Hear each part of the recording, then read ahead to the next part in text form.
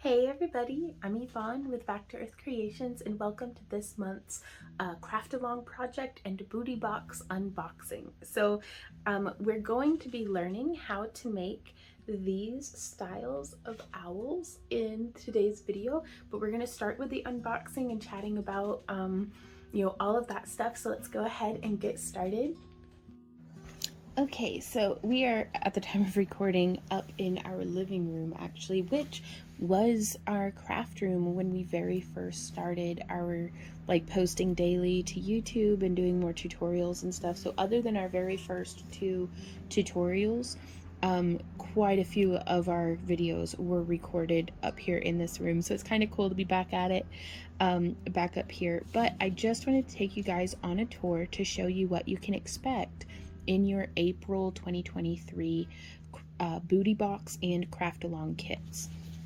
So this is our booty box, and now I do want to open up and let y'all open with letting y'all know we do not accommodate suggestions requests on these kits. We produce everything kind of at the beginning of the month and then sell the kits as it's going to be this color group and this wire type for that month.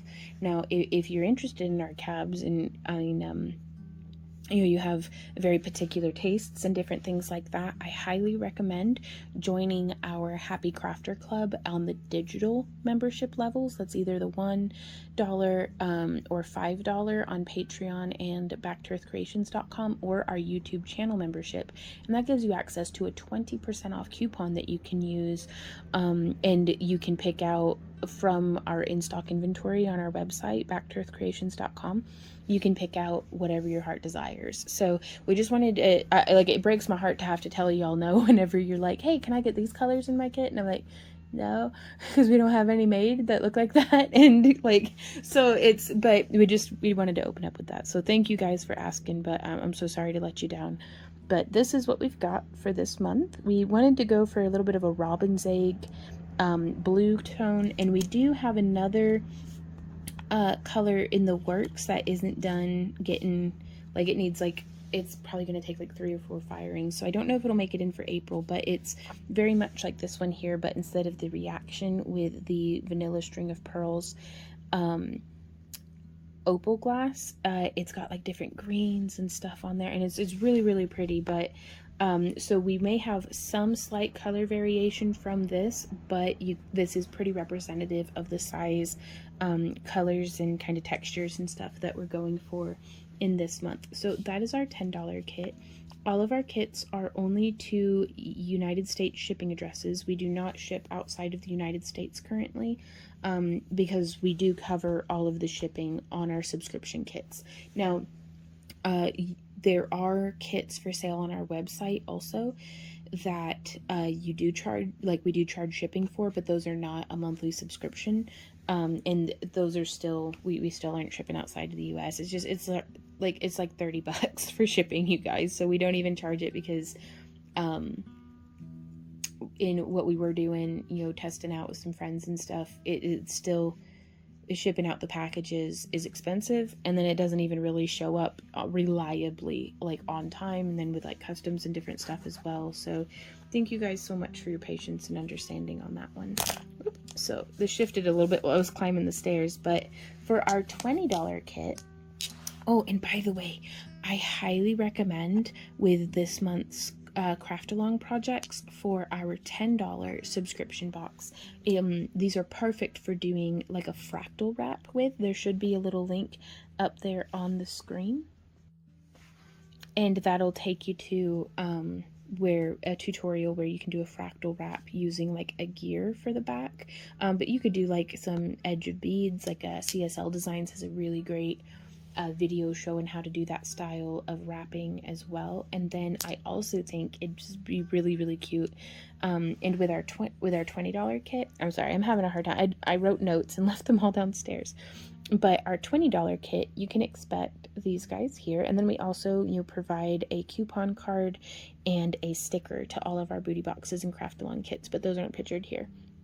But you can expect 2 of our tile cabs, and there's no guarantee on the sizes, but we try to be pretty representative. Like, I just grabbed at random for the different things to show, like, kind of, you know,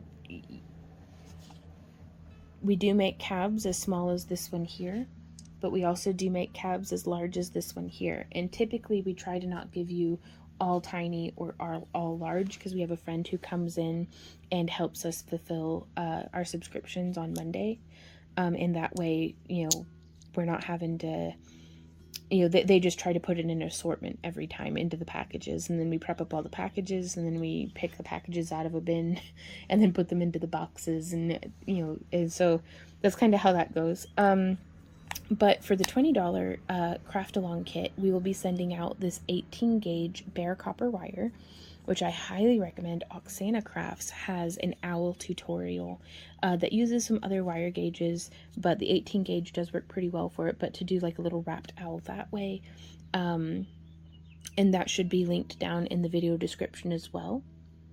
But the 18 gauge is also perfect for doing just kind of a simple single wire wrap, and that video will be linked up here on the side of the screen with like one of those little information cards, as well as down in the video description as well.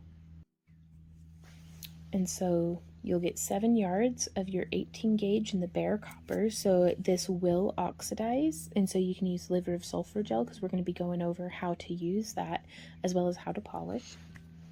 2 of our freckly tile cabs, the beautiful doming over them. 1 of our frit cabochons, which you can see have a little bit of like a reaction going, and a nice little like well of clear going into the opalescent, opaque, sorry, vanilla, kind of an ivory vanilla color glass there. And then 1 of our homemade fused glass dichroic glass cabochons that have such a beautiful color shift to them. And so that's our $20 box. And then for our 30, we really beef you up with, you'll be getting 3 of our, we call it tile style cabochons, but these ones are nice and freckly. And then 2 of our frit style cabochons, which I love this one with that kind of turquoise with the bubbles. And then another 1 of our dichroic glass cabochons. And the $20 and $30 both get a single spool of the 18 gauge. Now, and this takes us into our $40 kit, which will have 4 of those tiles, the tile style freckled cabochons, 2 of the frit style cabochons, which again, I wanted to be very representative of the different colors that you can kind of expect. We try to not give, I mean, if you get 2 of the same, they're really great for doing earrings, but we try to kind of mix it up a little bit. But we figure, you know, if you get 2 that are exactly or very similar, like, you can make some earrings out of them or something. So that's always cool, I think. So, and then 2 of our dichroic glass. Now, this is our $40 kit, and so I really liked this one with like the polka dots, and then we're experimenting a little bit more with these different frit cabochons as well. So I think those are just beautiful with that dichro on the ivory. And the $40 and $50 kits both get 7 yards of the 18 gauge and 30 yards of the 26 gauge. And we will be making an owl today in April's kit. And now on to our $50 box. In this one, 4 tiles. So 1, 2, 3, 4. 3 of our frit cabochons, which we will have some that are circle and oval as well. It's just at the time of recording, this is just what we have. And then 2 of our dichroic glass cabochons, which those come in such a broad range of colors and styles. 1 of our big boys, which most of our big boys that we send out usually have some sort of hole through them. That way you can use it in macrame, you can use it very easily in wire wrapping, you can incorporate some different beadwork and different things like that. And then we also do a small gemstone cabochon, which this month we will be sending out more labradorite just because I think it's so pretty. And it's not really wanting to get its flash caught. I'm seeing it with my eyeballs, but not with the camera. But it's in there. But yeah, just a nice little gemstone cabochon. So that is the $50 kit, would get everything over in this corner. And so we have links to all of this down in our video description, as well as you can check out our Join Our Club page on our website, backtoearthcreations.com, and that will have pictures and a broken down description of everything that you see here as well. So if you guys have any questions, let me know down in the comments, but otherwise, let's get to the actual crafting of this project. Alrighty, buckle in, y'all. This is not a 5 minutes crafts channel. We are working with some 18 gauge and 26 gauge. Both of these are in bare copper. This is just what we're sending out for the month of April for this project, because we will be going over using liver of sulfur and doing some polishing as well. So, and then, but you don't have to be sub to our kit or anything like that. I recommend for your core wire either an 18 or even a 16 gauge, and then for your weaving wire I'd recommend a 26 or a 28 gauge if you like. You could use 24 as well, but man, that can be hard on the fingernails. So artist's choice. Oh my god, words. It's too early in the day to be this hard at words. Okay, artist's choice. There we go. So we are making a little owl, and I actually have a sketch up for today for how we're going to be doing this. So it's going to begin, this is the whole thing. This was the original like prototype design from about like a year ago, and I really liked how I was able to thread the necklace through kind of through here. So like see where that wire's traveling through?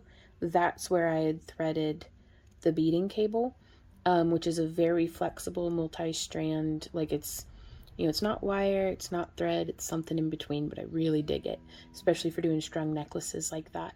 But I'm going to show you guys how to do an optional bail as well, which I think is going to be pretty cool. Like if you wanted a bail kind of protruding up, or just a little loop for being able to put a chain through.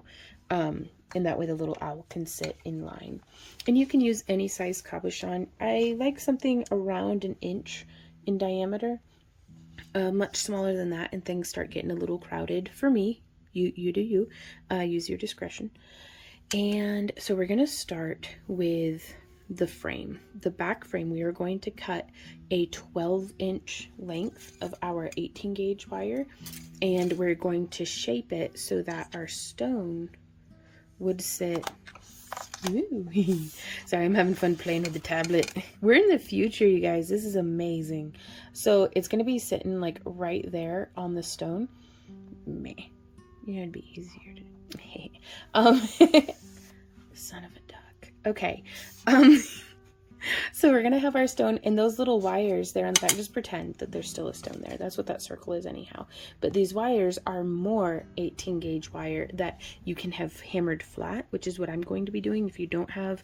And I'm gonna be using my steel head hammer and a steel block, but I have used just a regular like household hammer and the bottom of like a heavy duty like pot. That way I could just kind of hammer, you know, use that as the anvil.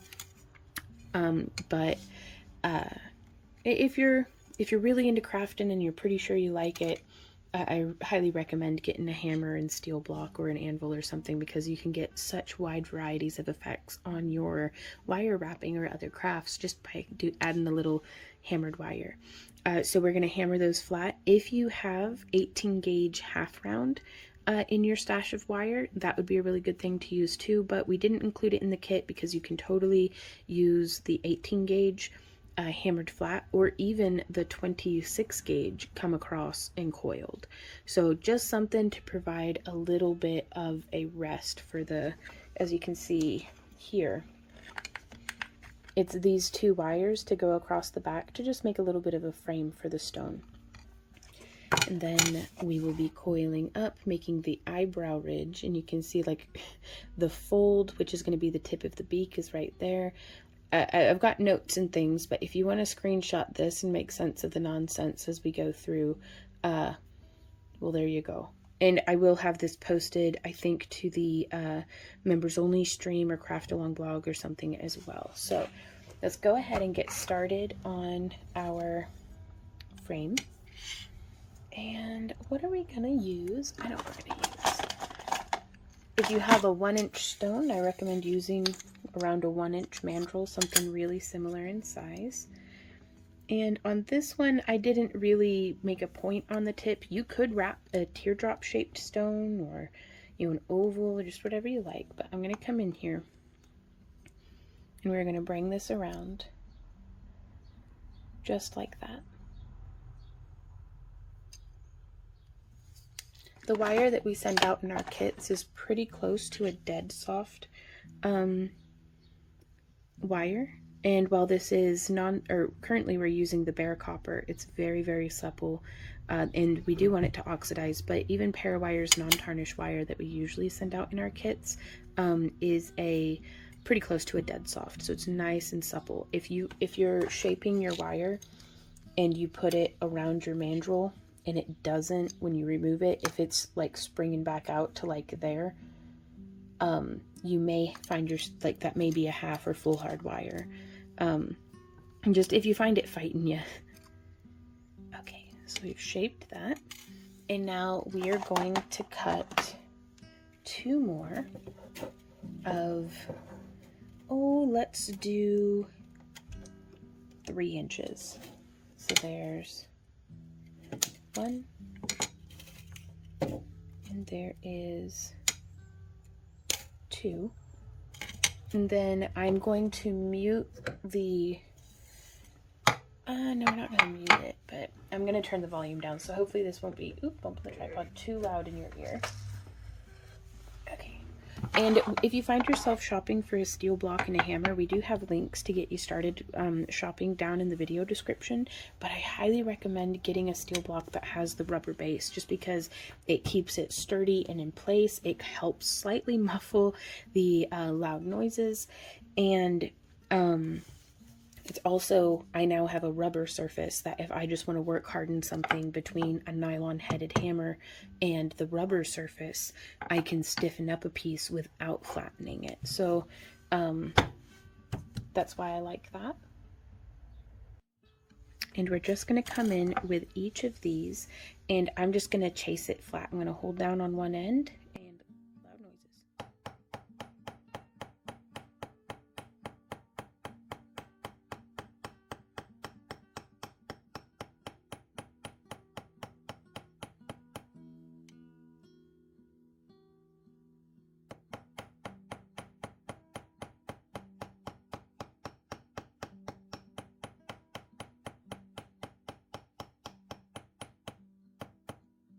Okay, if your wire is curving.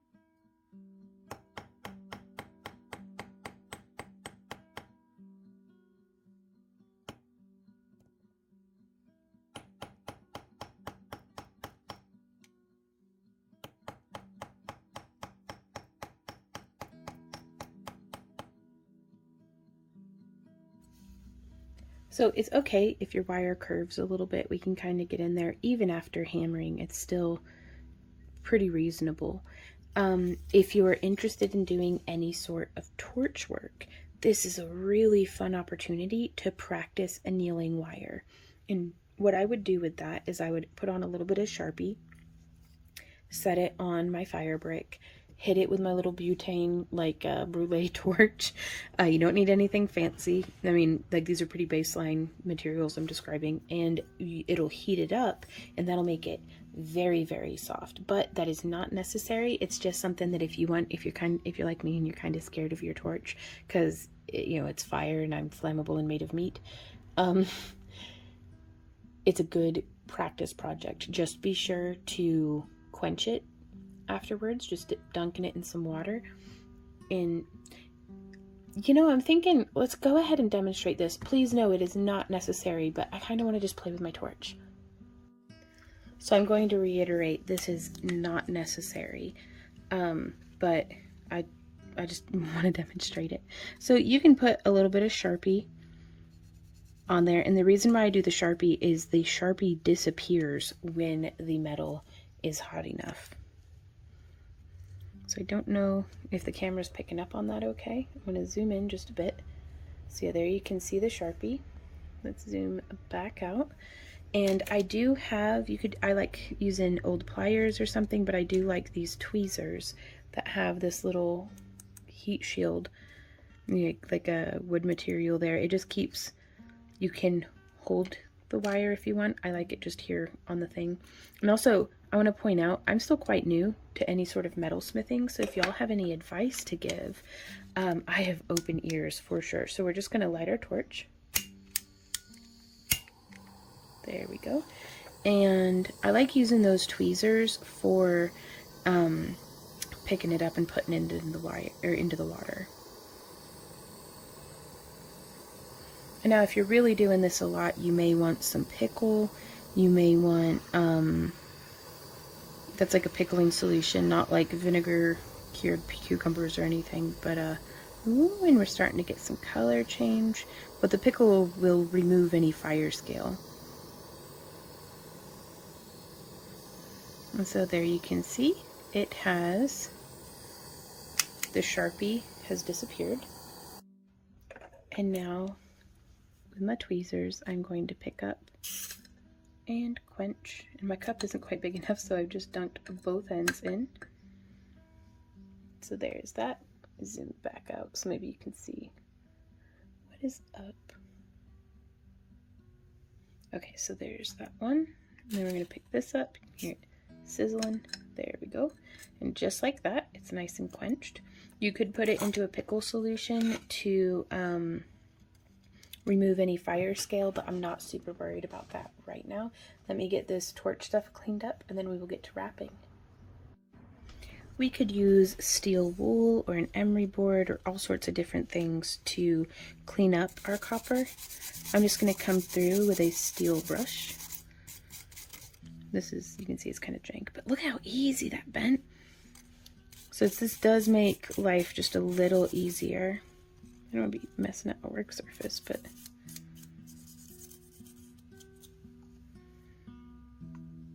so there you might be able to see. Okay, setting that back off to the side.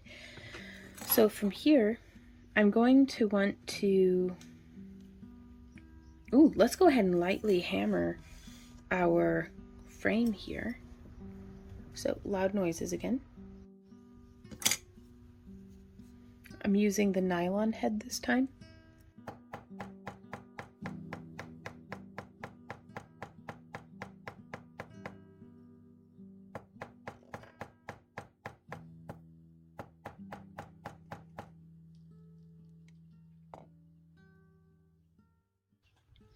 And so from here, I'm going to place my stone.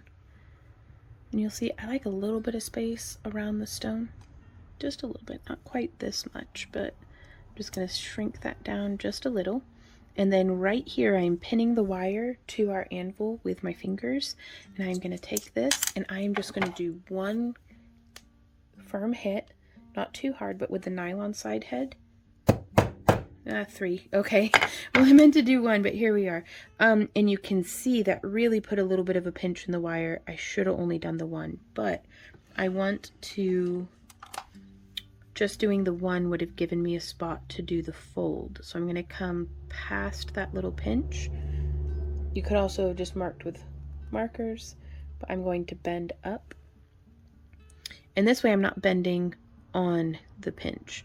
Bending on the pinch, I'm pretty sure would break our wire.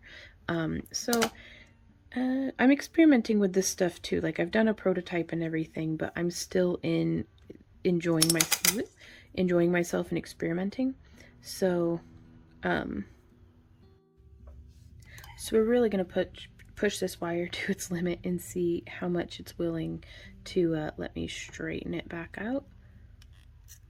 Because I'm nervous because I really shouldn't have hammered 3 times. I really only needed to hammer once. And I probably should have bent on the outside of the little pinch I guess in general, if I were doing this over, I'd be like, don't pinch it.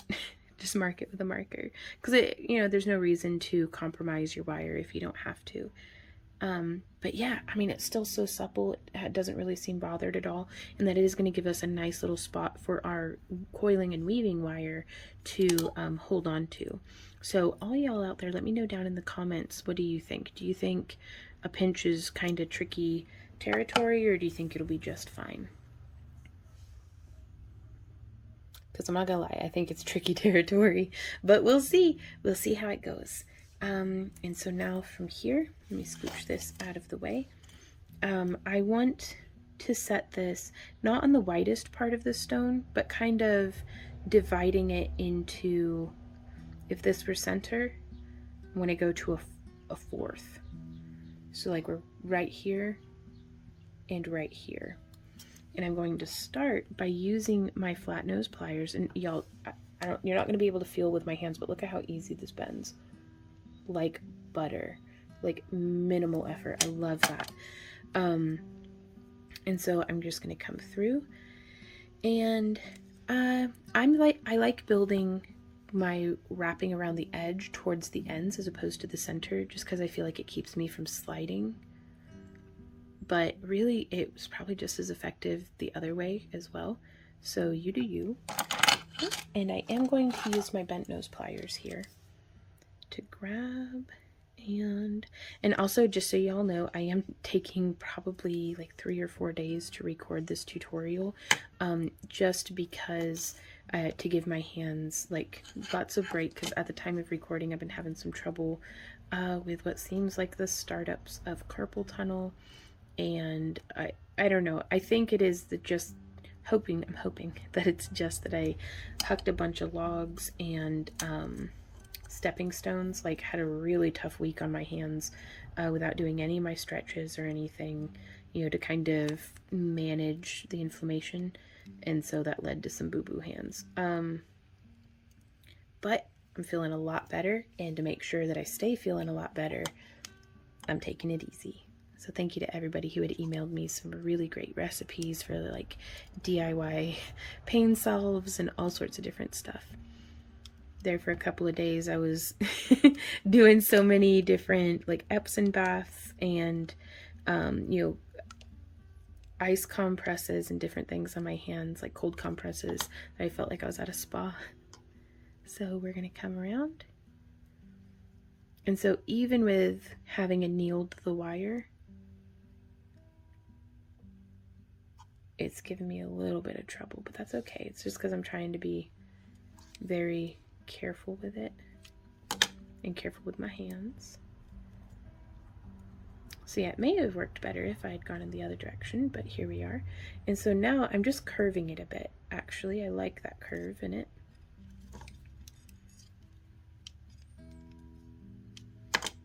And we can get an eye for where we want that bend to be. And then I'm going to use my nylon gel pliers to just shape that around, coming up not all the way at the tip of the pliers, because I do want there to be room to fit the wire in, but I'm just shaping that around so that we have a nice little tight corner to put that wire into. There we are. And then we're going to bend that and feed it through. And now from here, since we have that training bend, we can just continue this wire around like that. If I were doing this using the thin wire that came in our kit, the 26 gauge, the technique would be more or less exactly the same. The difference is I would probably do maybe 5 different lengths across, but there we go. And I want to maintain, see how that's our center line and I'm very kind of off from that? We need to kind of push and shift this around just so it's centered. And I would like to finish our ends here so that they are towards the inside. They are going to be layered between the frame in the stone, so there will be no chance of it snagging our skin or clothing. There we are. And squish. Let's give it a good solid smush. There we are. And squish and smush. There we go. So there is one wire, and here you can see it's already, you can see that it's going to work out pretty nice. And so now from here, let's go ahead and do the other section. So we have that bend. And we're just going to shape around fully. And when in positions like this, I do like to go ahead and just use my pliers instead of just my hands.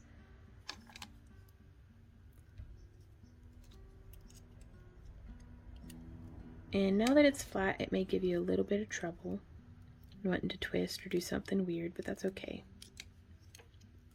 And I'm not going to smush it just yet, because that if we smush it now, it doesn't really give me any room to do any adjusting later.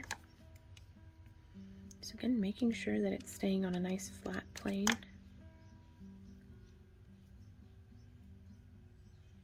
And then right here, I want to do the next fold. So we're just going to fold that over completely. Thump. Ooh, and it slid up our bail wire. That's okay. Well, it's not our bail wire, but could be. Well, it is kind of. Maybe. That's not important.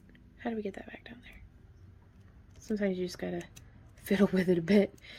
There we go. Okay. So yeah, just getting that back on there. And then to wrap,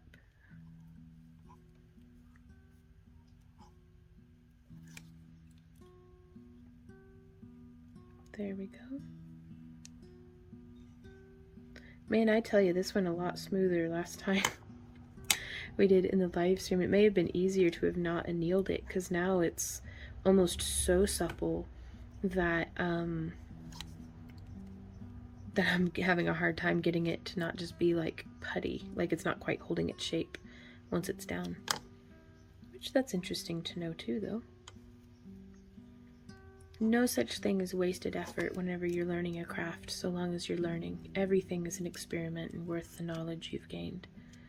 Even if it turns out to be such an atrocity that you have to bury it in the backyard and salt the bones, because it's like, ooh, I don't want to see that pendant again.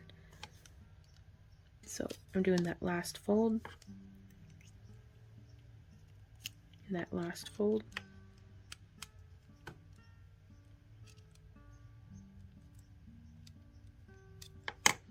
And then we are going to snip and snip. And again, I'm not super duper worried about it being perfect, because this is the back. But every opportunity is every project is an opportunity to build good habits, good crafting habits. So making sure that your ends are smushed and tucked away, and that everything's kind of looking and laying the way that you want. So from here, I'm going to take our glass cabochon, and I'm pressing and just getting this frame to sit kind of on the edge of it. Like, see how that's not scooching around now? And it's because this made just the tiniest of low bezels. You can see how the wire is offset from the edge wires. And so now it sits and just kind of hugs that edge. And this is going to make it much easier whenever we apply the rest of the frame. And I do save all of my little copper scraps. Whenever we get around to melting them down into an ingot and like milling our own sheet metal and stuff, we will definitely make a video of that. I'm not there yet, but I'm saving all of my scrap for one day when I am.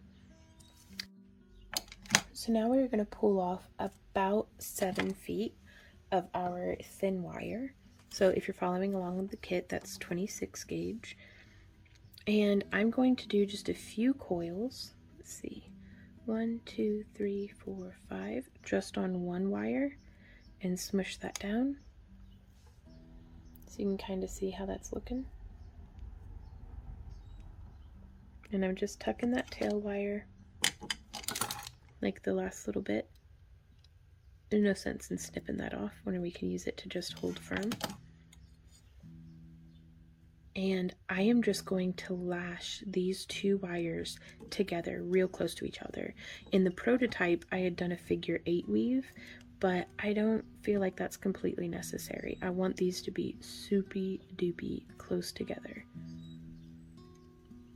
So there's 10 rotations around both, and now we are going to give that a smush. Oh, and instead of using my thumbnail, I'm going to go ahead and use my pliers to smush. So there you can see how that's coming together. Sorry, my hands just get dirtier and dirtier the more I work with bare copper, so I mean, I do bathe, I promise, just don't be too judgy, especially once you get that fire scale, like, oof, it gets into your skin. But we are going to do about 15 millimeters.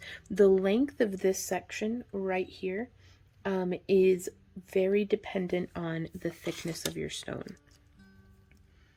because this part is becoming, let me get something that I can point where my finger's not in the way. This part that we're weaving right this second will be the back side of the owl's beak. And so if you have a very, very deep stone, or if you want a very long-nosed owl, that's going to be influenced by how long you make that piece be. So I'm going to do just a little bit more on this one. So this was 10, so close to 15 total. So let's go 16, 17, 18, 19, 20, 21, 22, 23, 24, 25, and smush. Bringing that together, and you can see how that sits pretty nice next to each other. And from here, we are going to split. And this is where we will begin doing our figure 8. And so I have pulled this around, and I'm going to use my thumb to press and add that curve. So I'm going to flip it and do the same thing to the other side. So we're just pressing and adding that curve. And this is going to get us that shape of his brow ridge. So depending on how you do the curve of that is going to depend on how, how his face comes out. And so from here,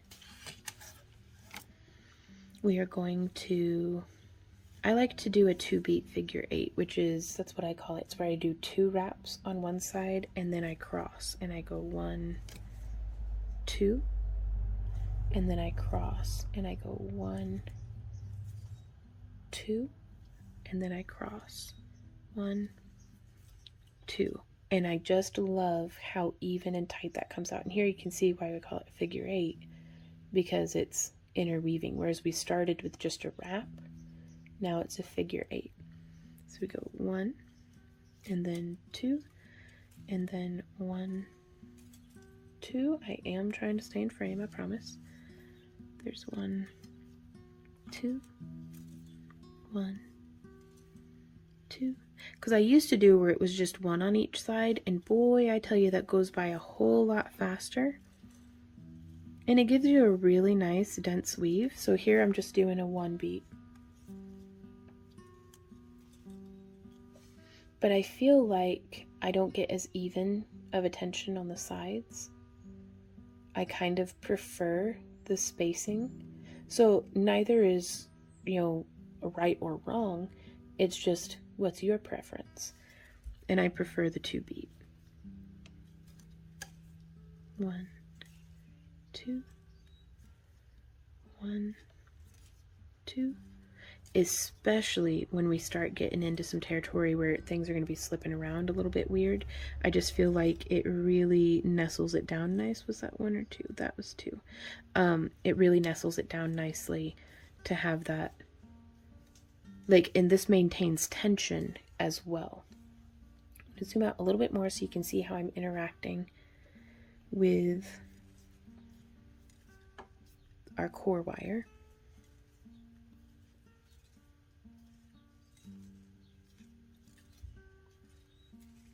One, 2, 1, 2, 1, 2, 1, 2.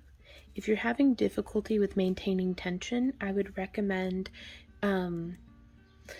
like if I had a student who is particularly heavy-handed to the point of just they're not even enjoying it, but they still have it in their heart that they want to do wire wrapping, I would recommend going with the thickest gauge frame that you can, and this 26, but a 28 gauge maybe. Just a stiffer core wire. That way it gives you something to resist against, and then to practice being as light-handed as necessary.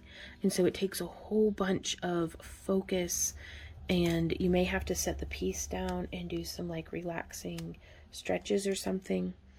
But let's build good habits, because we don't have to be clamped down all cray-cray, you know, like death grip over here, death grip over here, just pulling on everything. Like it takes surprisingly less tension, and the more you practice, the more you'll find where that threshold is of, you know, how much is enough.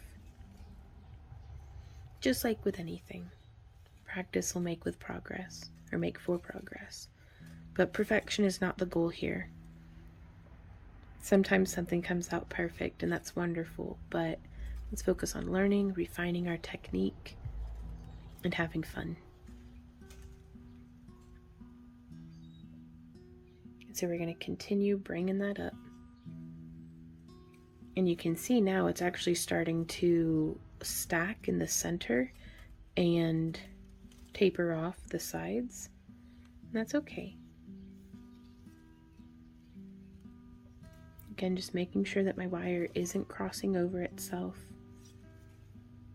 1, 2, 1. Oh, did I miss? I missed 2. There we go. And I'm going to branch that out just a little farther. Now that we've done, let's use a ruler and see.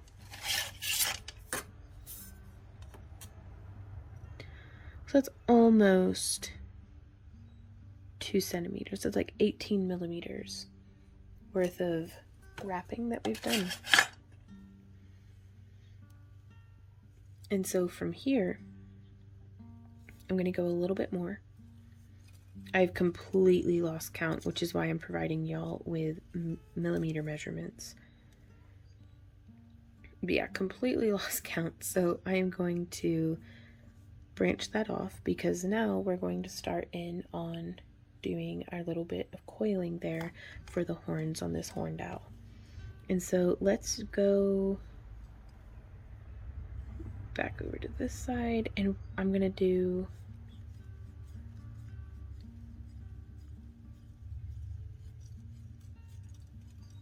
I don't know how many, but I think, 15 to, it depends entirely on how long you want those horns actually. Let's go ahead and do almost 15 millimeters.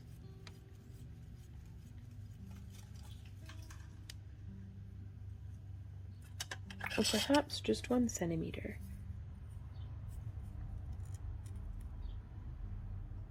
Yep, that's just a hair over. Actually, to demonstrate squeezing real hard, I squeezed real hard, and now my hand's like, ugh. That's alright. So now from here, I'm going to take our flat nose pliers, and I'm going to grasp, we have not cut our coiling wire, though I am going to take that off to the side, but I just want to bend like this, and I want this going off towards the back, just like that.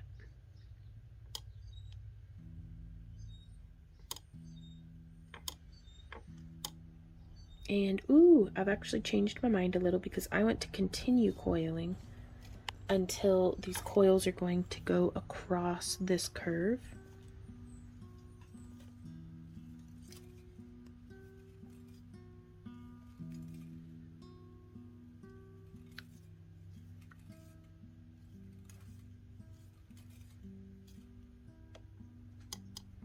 There we go. And so now, and again, I want it facing the back, so I pay attention to where those back wires are. There we go. And I'm just going to bring that down. And now from here, we can wrap. And I'm going to zoom in way far so that hopefully you can see if we continue in the same direction, I am just nestling this in between one of the other wires, and then wrap and nestle. And there's somebody at my door, so I will be right back. Alrighty, y'all, let's get back into this. Where were we? Okay. So, yes. We're going to come in, and we're going to bring this, and with a little bit of using our fingernail. Nope, that's not going to work. I just got done scrubbing my hands, so my nails are real soft. But we don't have to nestle it in between each and every. There we go. See how you just put some pressure on it and it nestles right on in? So now we're just coming over and doing boop like that. And this is going to really make this denser than maybe what we needed it to be, but I really love the effect that it gives us. So just coming in. And if you have any worries about your wire breaking or something like that, I'd say not bother with getting it good and down in there. You know, from here, I bet we can just start stacking it on itself. And just stacking those wires shoulder to shoulder. Just doing that wrap, coming around.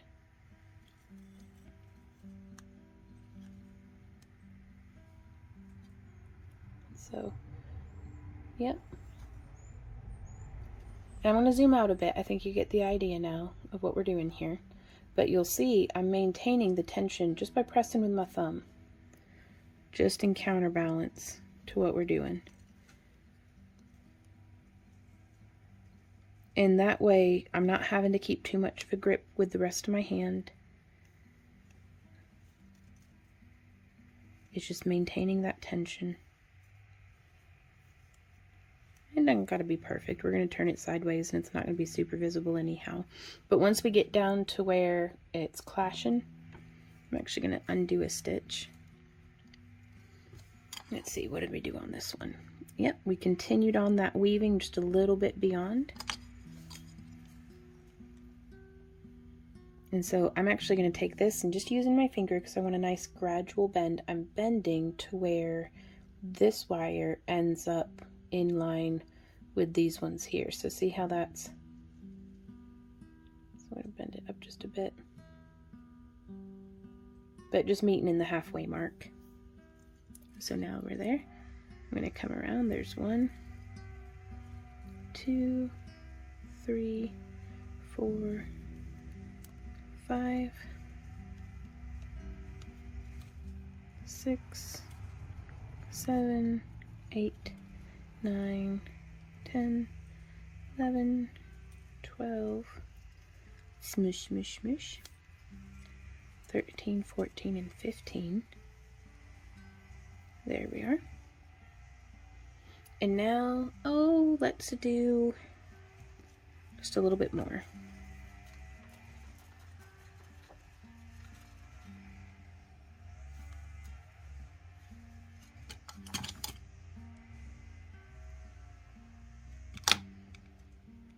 Yeah, just getting it to where they'll sit flush to each other. And now I'm going to go ahead and snip this. And I'm going to smush it. Sorry, I got wire in my mouth. Just smushing down that little end. And so now let's come back to over here. And I am going to 1, 2, 3, 4, 5, 6, 7, 8, 9, 10, 11, 12. So mush.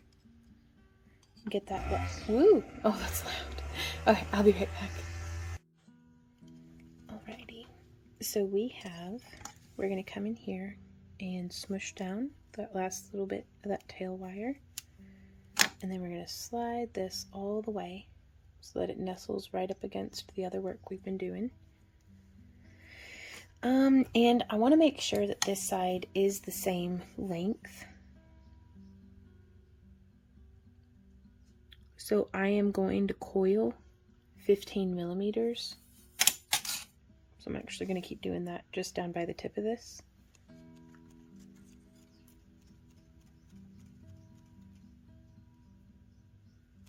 Just coiling away. And as I do this, I just want to make sure that those coils are stacking side by side. There might be a little bit of space, but nothing we can't smush out. I just don't want to be backtracking. So if I do a stitch like that and then keep going, that really goobies up the whole thing. So if that happens, just back it on up. And then coil it back down. And again, if you're like me, like I've split my thumbnail so it's thinner than what it usually is, but if you're having a hard time smushing, you can use a pair of pliers, not gripping that core wire super hard, just enough that it can still slide, but you'll see it catches that edge of the wire and that'll let it smush down for you. And then let's see, oh yeah, that looks great. 15 millimeters, slide on down. And then I'm going to come in here, grab, and I'm grabbing on that wire, on those coils. I'm going to go ahead and just bring it on around.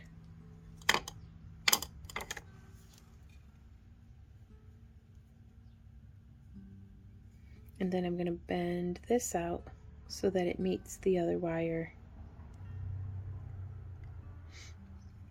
because we want these two meeting in the center. Very good, that looks pretty nice. And now from here, we're going to come around and let's do a couple of loops just where, how many did we do on this side? Where it was divided. That's 1, 2, 3, 4, 5, 6. So there's one wrap where we nestle it in. Oop. It's kind of tricky sometimes trying to balance all this with, you know, the camera and staying in frame and not goobering up the project and not hurting my hands. And you can see my nails flaking. It's like, well, these are working hands, y'all. So, okay, I skipped 2, so we're going to come in. And this is my phone camera. My phone is what I record on. But I have it on like 5 times zoom right now, and that actually helps me so much. More so than one of those lighted magnifying lamps. I just used my phone. There's 4.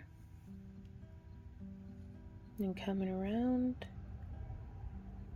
lining it up. We're trying to.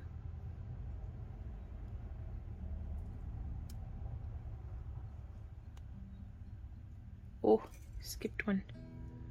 And again, if I'm having to look at this under a 5 times zoom, your average customer is not going to be coming through with a, you know, microscope being like, you skipped 2 stitches there. So I fix that stuff for me though. 2, 3, 4, 5, and then one more, and then we'll just start stacking it like how we did previously. And again, just getting it to set. If you get it just sitting on and then put a bit of tension on it. I am concerned about snapping my wire, but if it breaks, it breaks. We get to go over how to splice in fresh stuff. There we are. Okay, so there's our 6th, and now we're just going to wrap, wrap, wrap, wrap all the way down. So let's zoom back out so you get the idea.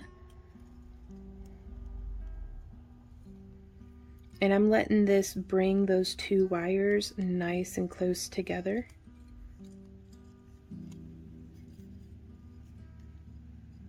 Trying to keep them nice and stacked. And there's that. And now we are going to just continue coiling around here. And we're going to do that same number of coils, and then just like how we started, we'll be finishing coming down this core wire. So I'm going to get to where those two wires are bound together, or I'm going to coil down, and I'll meet you guys back here at the next step. Okay, so I just did a little bit of coiling, got it nice and smushed pretty well. And we have a choice here. We could do where it's just lashed together, or we could do some 2-beat figure 8. I feel like a 2-beat figure 8 really gets it like held together pretty well. But we could also, this is a fun little opportunity to just work on some different weaves. So then two around both. 1, 2, 1, 2. And then we give it a smush. Keep it all smushed in next to each other, and how's that looking? Pretty good. Let's see how it stacks. So there's 1, 2. Whoa, that makes it a little too tight. Okay, well, this is going to be pretty much hidden anyways, so we don't want to do too much, but I'm going to go ahead and just lash these together. And it's like doing a coil, but with 2 core wires instead of 1 core wire. And I just think that looks nice. Okay, but now, let's see this. We're going to want to do some shaping. So to achieve the shaping, we could use a stick mandrel or mandrel pliers or a knitting needle or anything like that. And so what I'm going to start by doing is here on the front. So be certain that the orientation of your stone is like, or not of your stone, but of your frame. So this is the back of our stone, and this is the front. We have our wires coming off towards the back. We are going to bend around our stick mandrel, kind of down like this, and we can even bend that just a little further. And I'm going to get my flat nose pliers in here and bend that down so that it's like this. And this is where it comes back to, man, it was kind of tricky, but it seems to be working out just fine that we did that pinch on the wire. I was worried about it breaking there. And so now I am going to grasp right at where I want the tip of the beak to be. Nice and firm with my pliers, and I'm just bending up.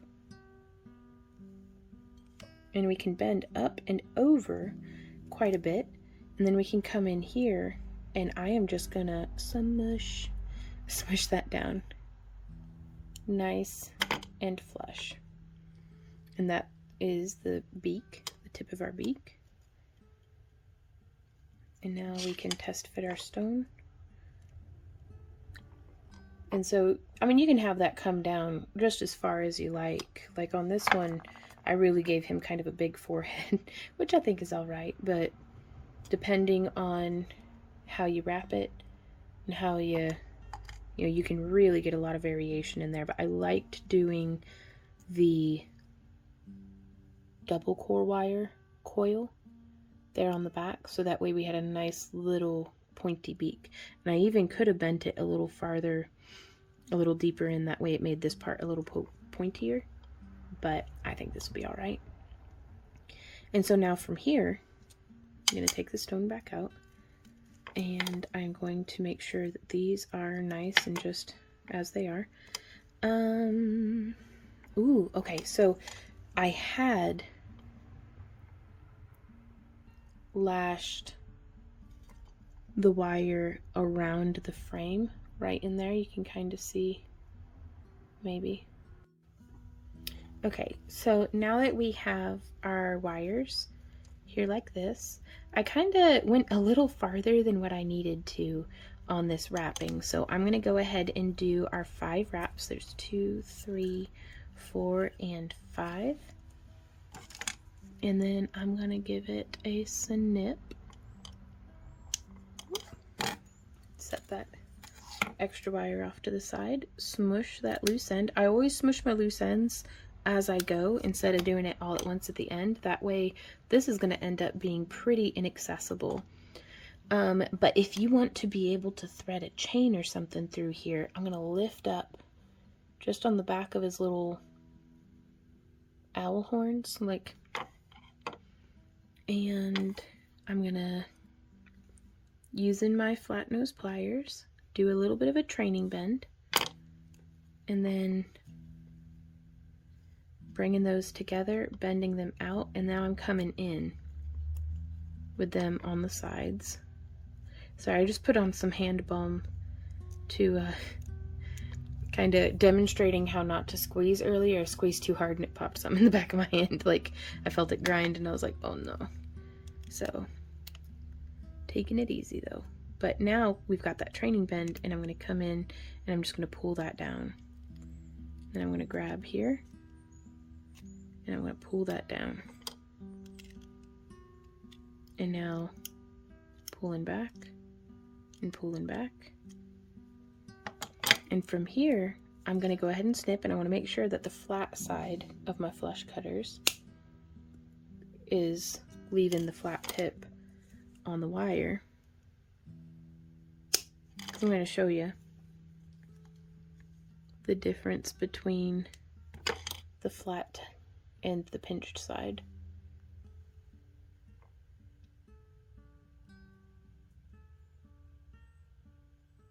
So if you're able to see that. And so it gives you some artistic options, because you may want it pinched, you may want it flat, but it's good to be aware. Okay, getting resituated. So now we've gotten those snipped, and I'm going to take my pliers, my bent nose, and I'm just tucking those wires in underneath.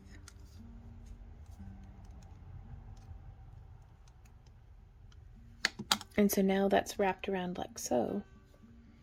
And now I'm going to take my flat nose pliers and I'm going to twist so that it follows that line.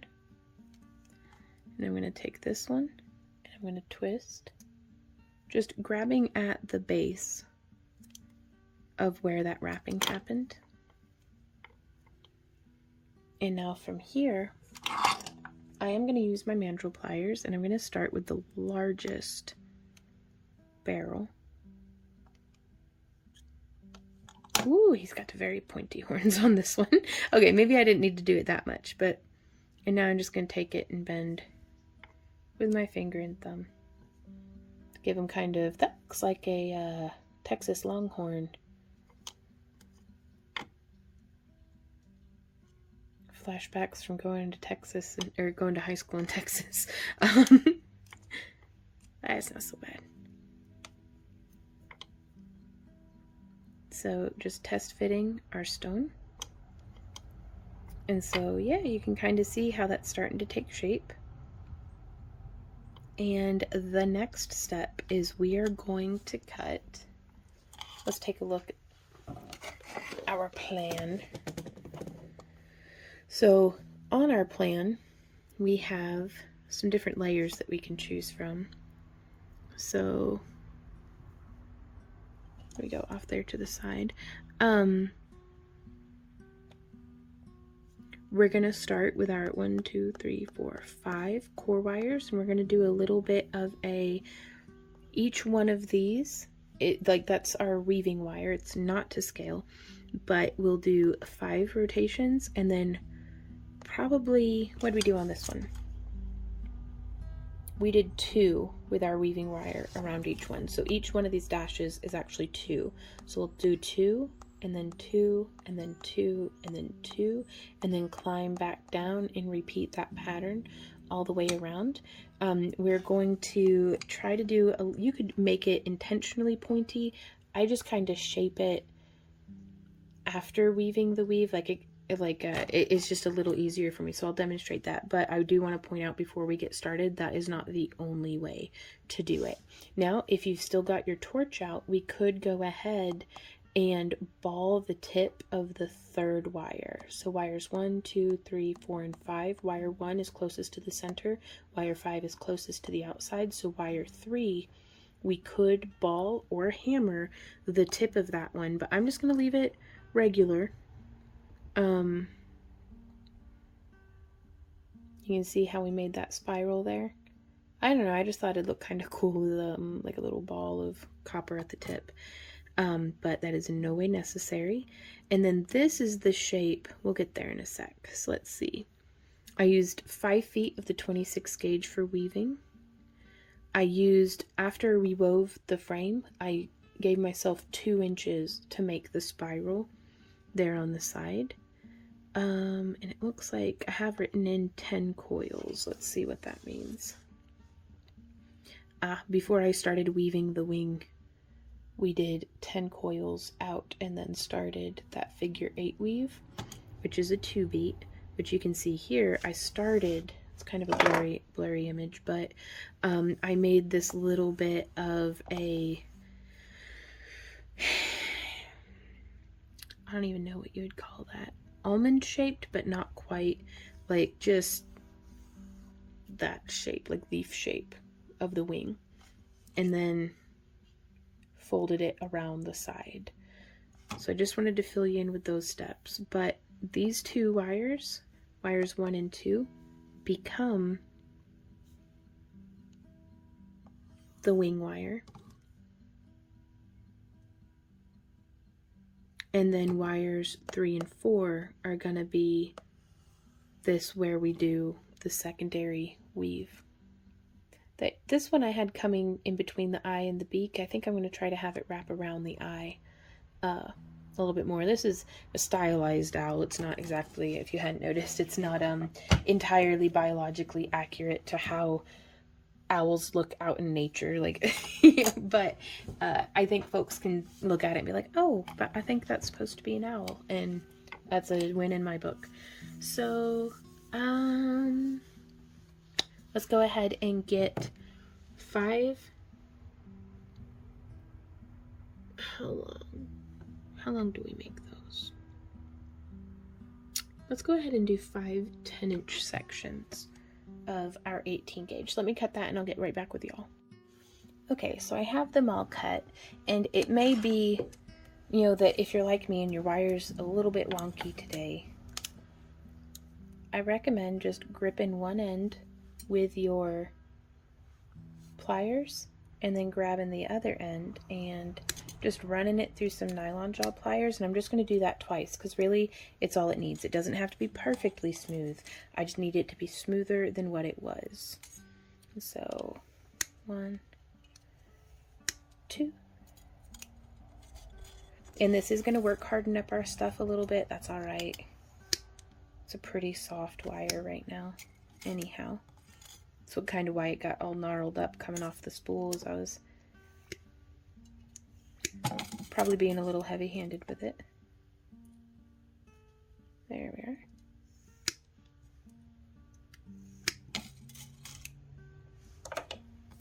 So now we have our 5 core wires, and I'm gonna do 11 repetitions of the pattern. For a stone this size, that works out pretty well. And again, the stone's around 1 inch in size. So let's go ahead and pull off, let's do a full arm span, so 5 feet of, well, for me it's 5 feet of our 26 gauge wire. Give that a snip. And then in the past, I've started in the center and kind of worked my way over. I'm going to start at about here. If this is the center line of my wire, I want to start over here just because I like working in just one direction. So I'm going to take this one wire and 1, 2, 3, 4, 5, 6, 7, 8, 9, 10, some mush. And then I am going to go ahead and let's count. There's 1, so 11, 12, 13, 14, 15,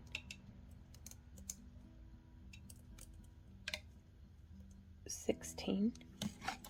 I'm going to tuck that end down, but not too tight because I am going to be moving this. So that's 16, 17, 18, 19, 20 coils, and I'm going to whoop, slide that down to where I want it to go, because it is, I don't like scooching a whole weave, like for the weave on the piece.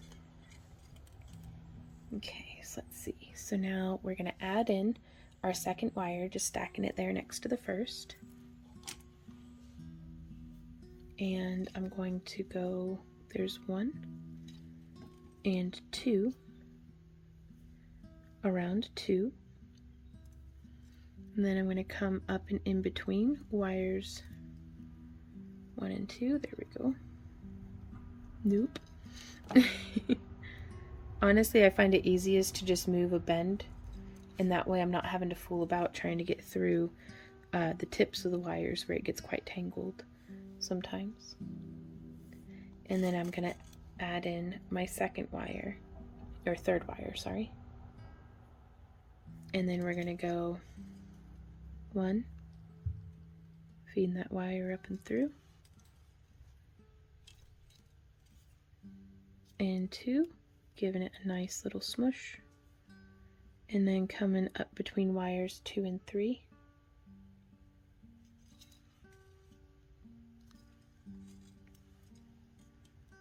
adding in our fourth wire. So there's 1, pushing this wire up and through so that I can loop around the 2 most recent wires we've just added. There's 1 and 2. Then going through. So we're cutting in between the 2 wires that we just added. And then we're going to add in wire 5 and wrap once around both, feeding that wire up and through, and twice around both. And I am just going to squish that nice and tight. Let's see if we can't risk zooming in. So that's how that's coming out.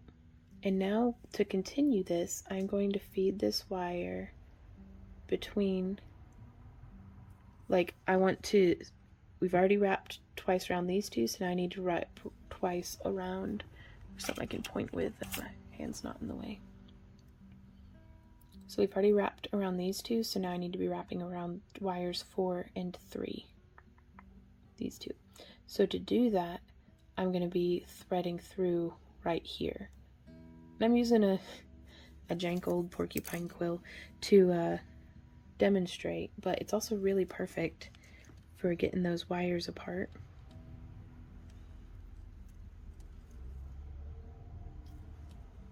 So there is, just squishing that down. 1.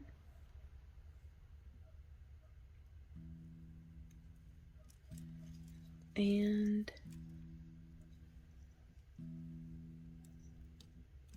2. I'm going to zoom out just a bit, y'all. There we go. 1 and 2. Then coming down. So this is a weave where you do get a different look on the back than what you do on the front, because we're going to get this kind of weird drop down, and I'll show you again whenever it's all said and done, when we get a couple of the patterns down. So there's 1, and there's 2, just sliding them together. And you can compress this real tight to make it look like a wheat head, kinda, but I kinda wanted to leave it where there's a little bit of that space at the bottom. So artist's choice on this one too. So there's that. And now we're gonna do 5 around wire 1. So there's 1, 2,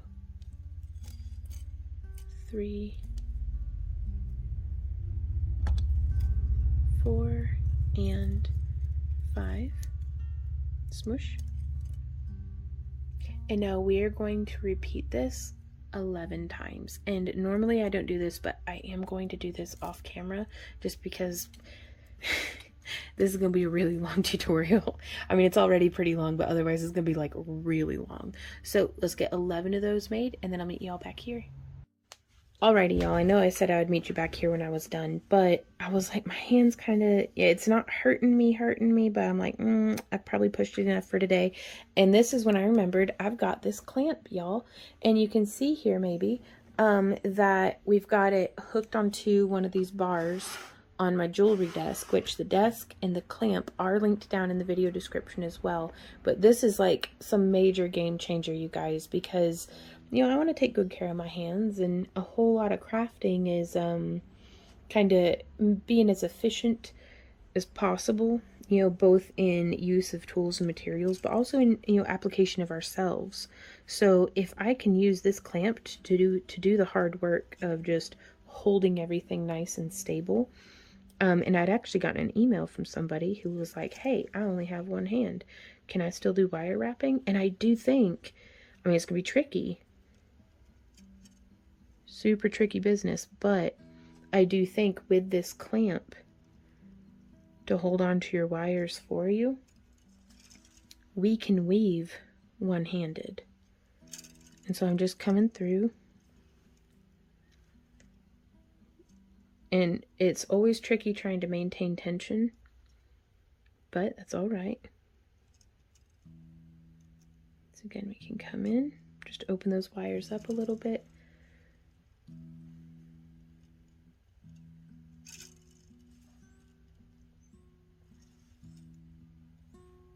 Round through the same weaving pattern.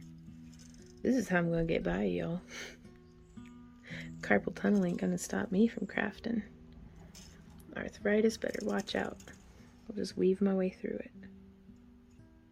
Nah, but truly though, respecting when my body sends me pain signals, I respect that. So I'm not going to push it, but I did want to share this with you guys that, and this clamp's like, you can find them for like 20 to 50 bucks, depending on, you know, what you find on Amazon. But I'm sorry, my chair's creaky, but definitely worth its weight in gold, and you can clamp it to just about anything up to, it looks 3 or 4 inches thick. So a sturdy table for sure would be nice. I would recommend, at least. I don't think this would be as effective clamped to a card table. But yeah, if my wires start getting wonky on me, I just straighten them up.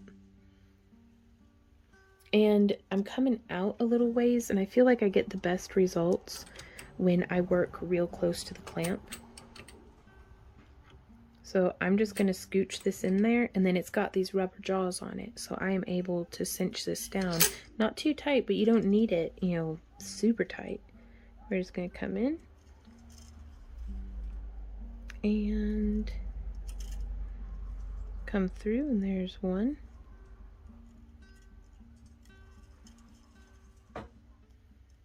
And 2 there on the reduction.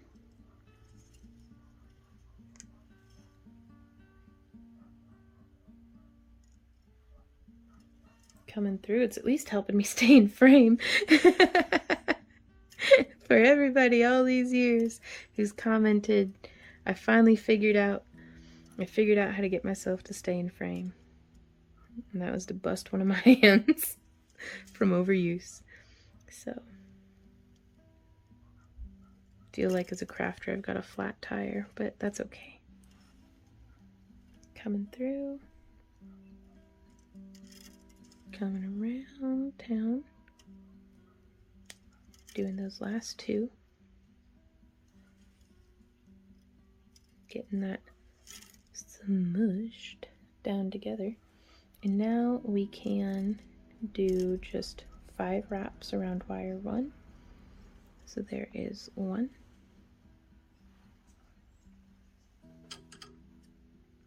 2, 3, 4, and 5. Now I am going to show you something that makes it a little bit easier, I think. Whoop, there we go, zooming out so you can see my feet. I'd be doing it with my toes if I didn't have this hand, but just coming through and just holding that wire to maintain the tension, because if I'm able to make a little bit of a pulley out of between my pinkies, my first finger. So it's putting very little effort on all of my hands. Well, hey, pretty puppy, what you doing? But it's allowing me to maintain that tension. Oh, Millie dog. Millie dog, what you do, little girl? What you doing with my boogies? What you doing? But, so we're coming up and through. But yeah, so again, I'm just pulling, and it kind of keeps everything like low impact wire wrapping. But I'm not having to do anything but hold my hand there with the wire more or less just tangled around it. So there's one, and there's two. So let me know what you guys think of this down in the comments.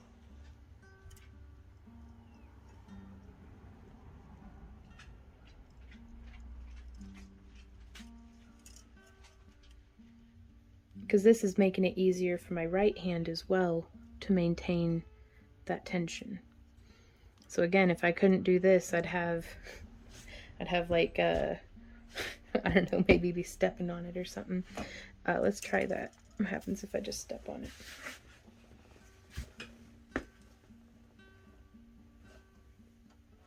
Well, what I'd do is I'd have a loop, and then I'd step, and that way I could bring this foot out to tighten the tension.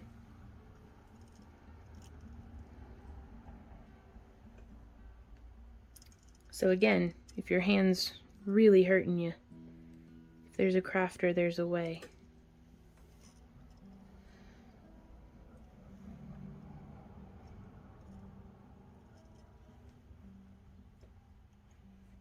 Oh, there we go. Well, that's a lot of tension. That's nice. So now back up through here.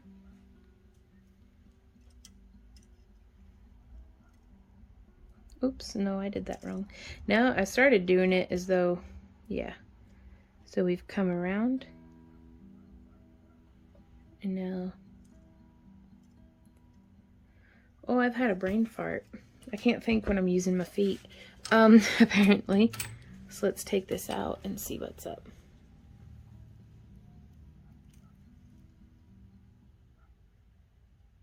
So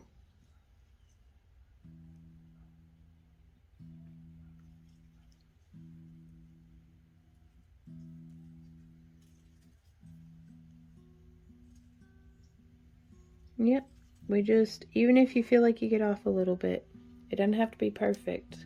You just continue the pattern.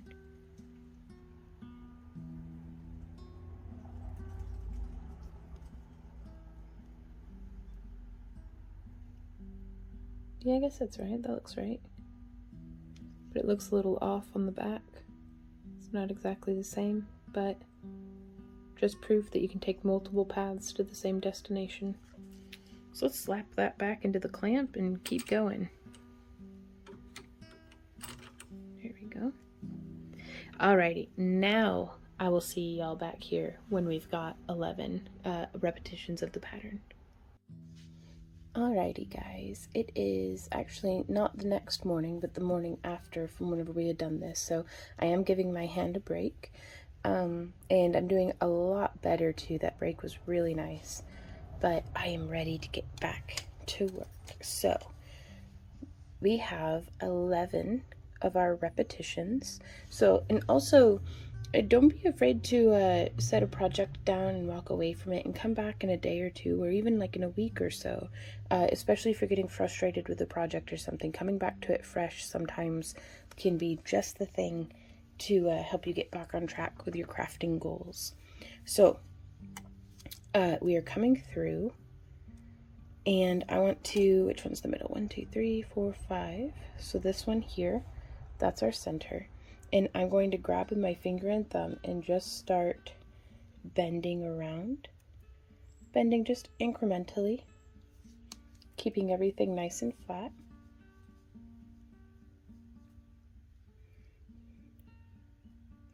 Trying to keep an eye on which one is actually the center wire. And I'm going to zoom out just a bit so that y'all can see all of the wire of the piece, and I want one side to kind of come in front of the other like this. That way we're not intermeshing. You could do that, you know, for other wire wrapping projects, but for this one, that's not what we're going for. And I feel a little off center, so I'm just gonna come through a little bit more. And you could give your owl a little bit pointier of a butt, or you can try to keep it nice and round. I'm going for round on this one. I went a little pointy on this end. But really, however it comes out is just how I'll take it, however it comes. So we are shaping around now, and you can see how that's sitting. I'm going to zoom back in. You can see kind of how that is sitting. And we can put our little longhorn horns behind just to get an idea. And we don't need a whole lot of weaving up here because that actually kind of bunches up our wire and doesn't let us do, whoops, exactly what we need to do. So the next step on this is we are going to isolate the third wire on each side. And I'm just bending it just a little forward.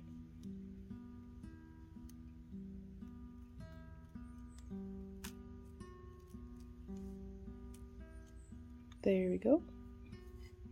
Yep, a little forward on each side. And I like to cut 2 inches past where our weaving wire stopped to give myself a nice big coil for the eyes. So depending on the effect you're going for, you could use more or less wire. I'm just measuring. I've got this little ruler on the edge of my desk, and so I measure from where it branches off to the 2-inch mark. Again, snipping so that it's the flat end.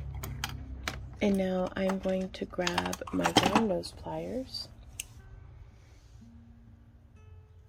and I'm going to grip as close to the tip of the wire and as close to the tip of the pliers as I can. And we're just going to make a nice little loop. And I like to do the loop on both sides first because it helps my spirals to be symmetrical if I do one step and then the other. Just to try to make sure that the little loop comes out the same size. You know, that's close enough. And now I'm going to build, we have an entire masterclass lesson on spirals, which I will link up on the screen over here. And so we get that little bit of a tight spiral going.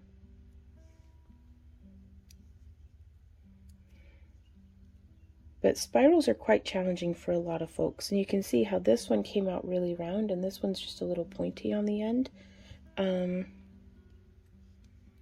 Sometimes that happens and that's okay. But I want something a little bit rounder. So I'm actually going to come in. I've opened kind of back up so that I can get in and reshape that wire. Boom. And now we're going to try coiling in again. And it just really seems to be wanting to do that. So this owl's going to have a wonky eye, and I'll take it. So we could, if we wanted, you know, snip and do a smaller spiral, or, you know, I'm just going to accept it for what it is. And now I'm taking this and building using my nylon jaw pliers. That way I can grasp and rotate around.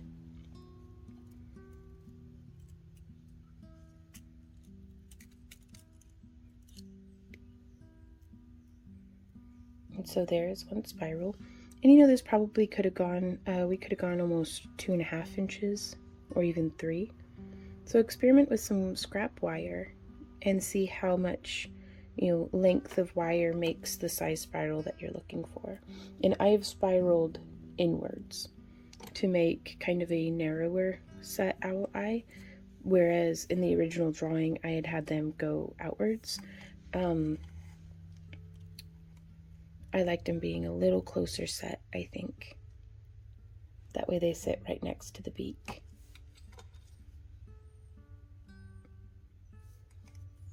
And so either way though, you can get different styles. So now from here, we are going to do, we have our outside 2 wires and our inside 2 wires. And these 2 outside wires,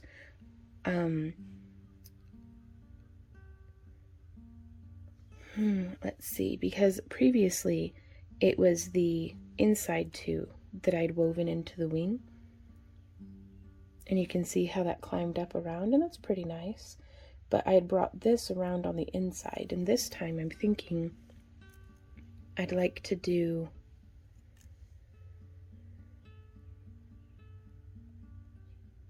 I think we're going to do that same thing again. So it's on these outer 2 wires, just because I do really like that clean kind of overlay of the shoulder.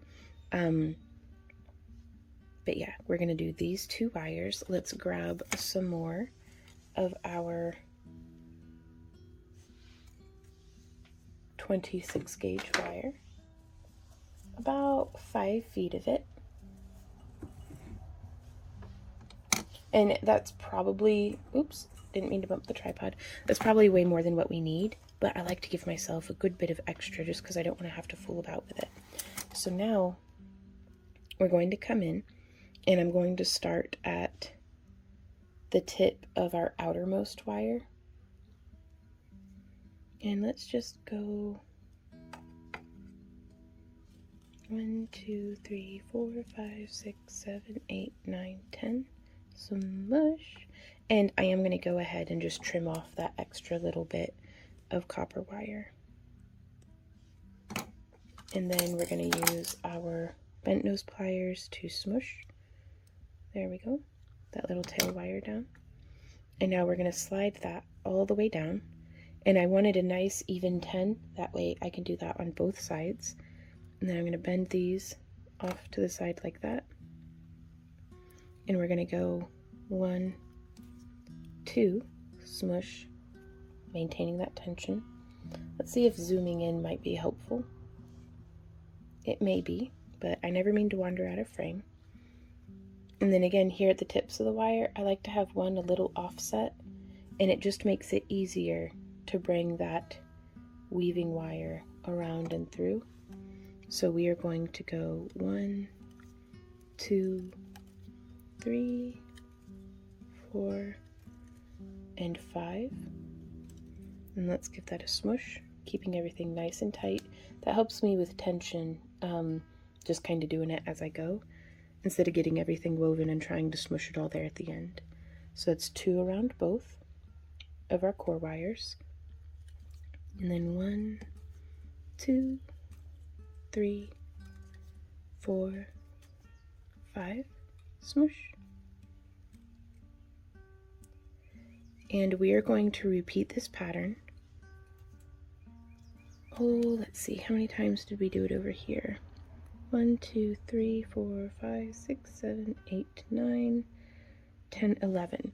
Oh, so we're going to do 11 repetitions of this weave, and I am going to do that off camera. So zooming out so that you can see, there's 1, 2, 3, 4, 5, and then 1, 2 around both. And then, so yeah, repeating until we have, right now I have 1, 2, 3, 4. We're going to repeat until we have 11, and then I'm going to do that on the other side, and we're going to want it to be mirrored.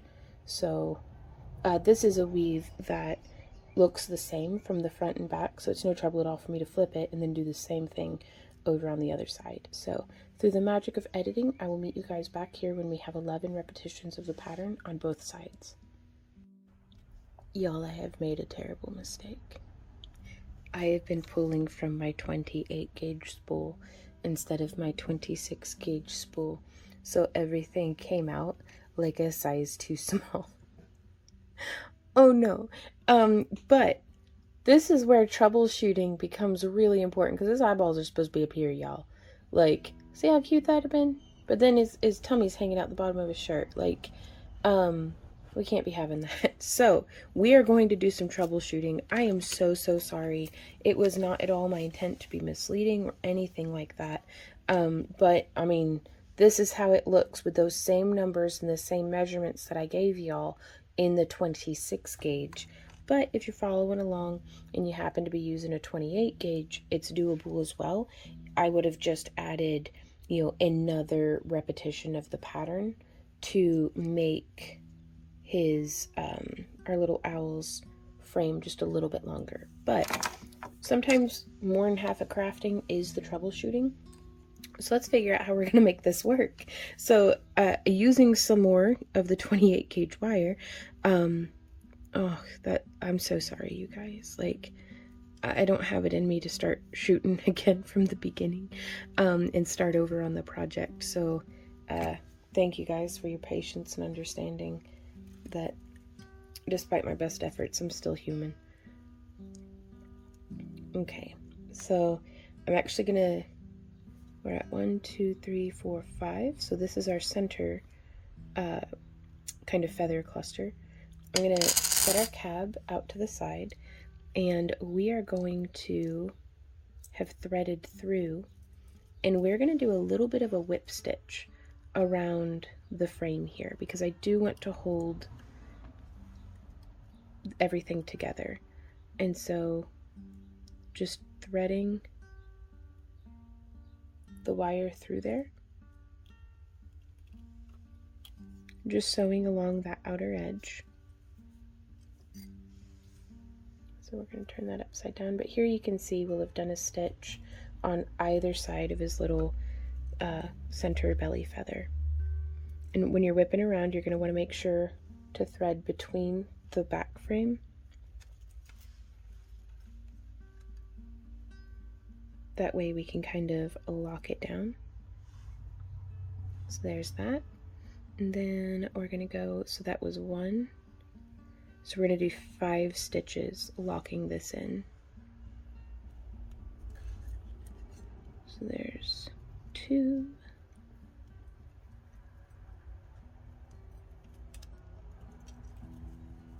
Just pulling that wire through. There's 3 stitches.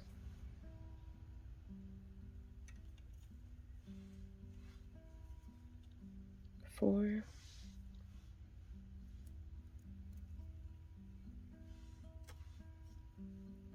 5. And now we don't have to worry so much about, if we tug on this, it pulling and losing its tension. So we're going to do that same thing on the other side. Oops. So just threading through. How many is that?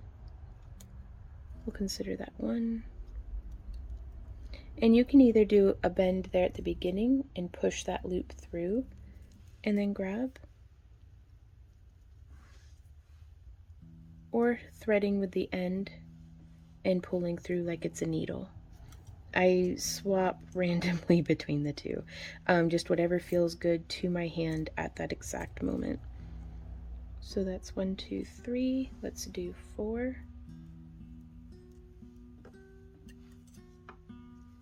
And then 5.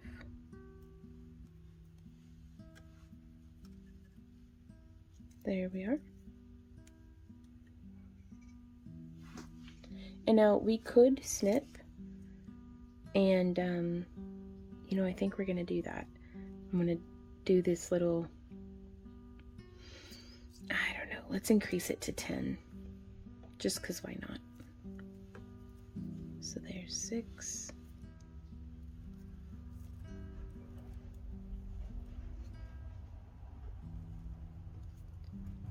7.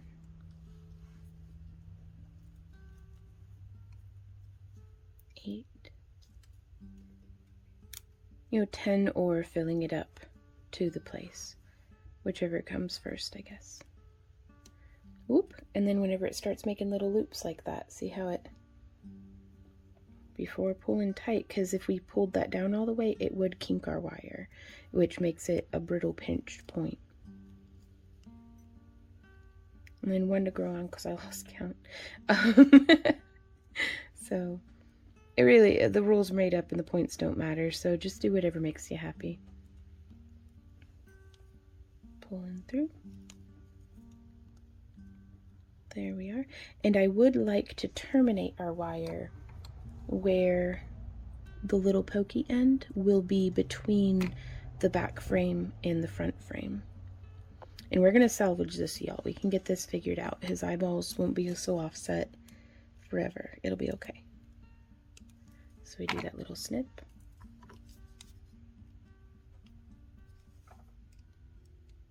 And we tuck that little end down. So we're at 5.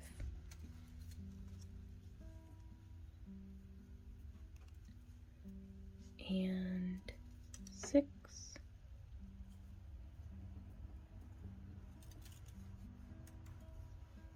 7.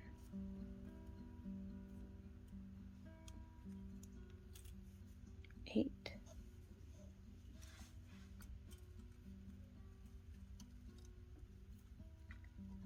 Pulling through. There's 9 and 10. And I'm going to pull the wire through just so I can terminate it with it coming through.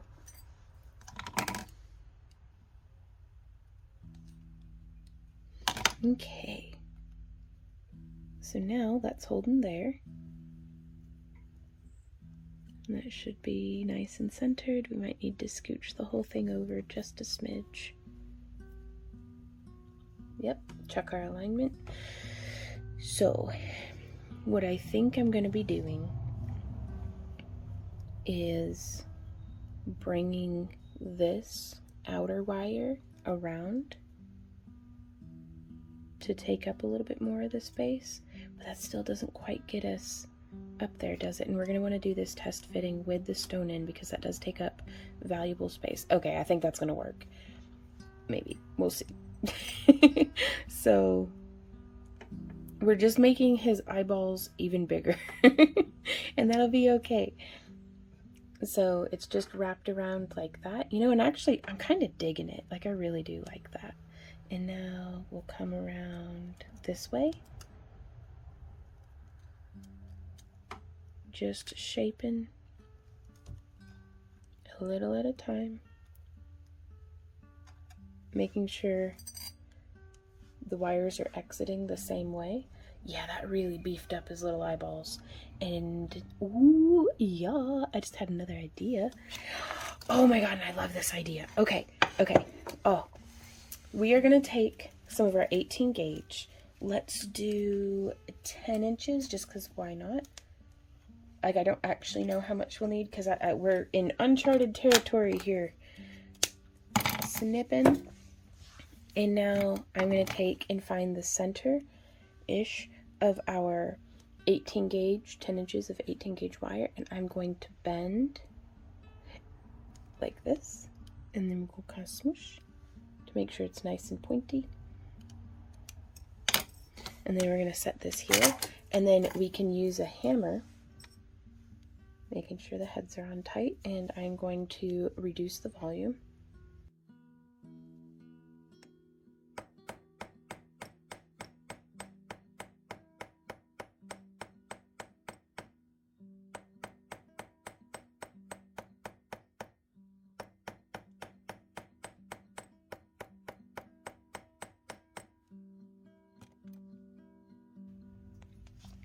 So I have hammered just a bit to add a little bit of texture there, but this is going to give us another little bit of wire that I'm going to layer in to add a little bit more distinction to the beak, maybe. We'll see if this works.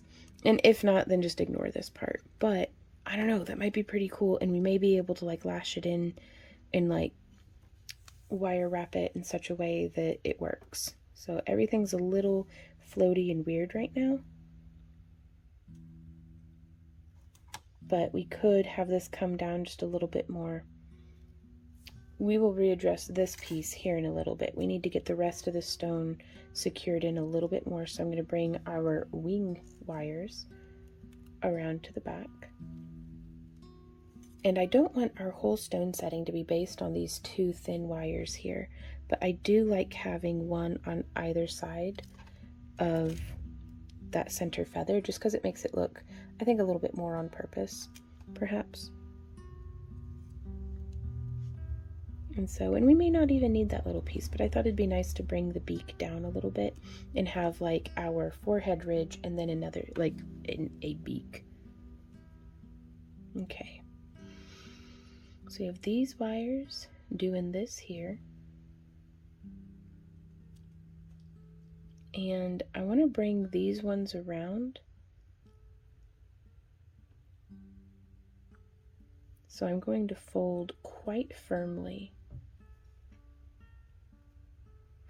Not using my pliers, but really using the stone and pressing the whole entirety of the frame against the stone while we do this. So, and also we can use these weaves as point markers. So my wire is crossing right below our last weave stitching.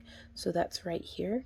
So that lets me know that I want to have my wire positioned right there. And then fold around, give it a nice solid smush. And just little details like that do help me personally with making things a little bit more symmetrical.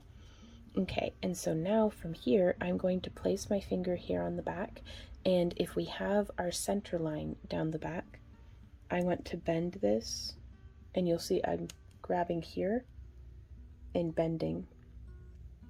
And then I'm going to grab the tips of the wire, press with my finger against the cab, and bend down, because we could terminate these, like we could snip them and like bind them onto this wire or something, but I'm going to be turning them into tail feathers.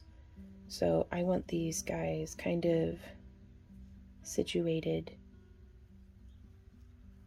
you know, for a nice like little fan of his tail feathers. And so whenever you're cutting your wire, depending on the size of your tail, you may want to give yourself a little bit more wire, but I think the original 12 inches that we were working with is going to work out pretty well for us. Okay, so there we are sitting like that. Pretty cool. And yeah, I'd like the hammered faced forward, because you can use the side that has that little bit of texturing, or you could use the flat shiny side. I'm a fan of texture. So now I am going to come in, and this is one of the moments where I use a very specific pair of pliers. These are nylon jaw pliers that are bracelet forming pliers, but I like to take them and shape the piece like this.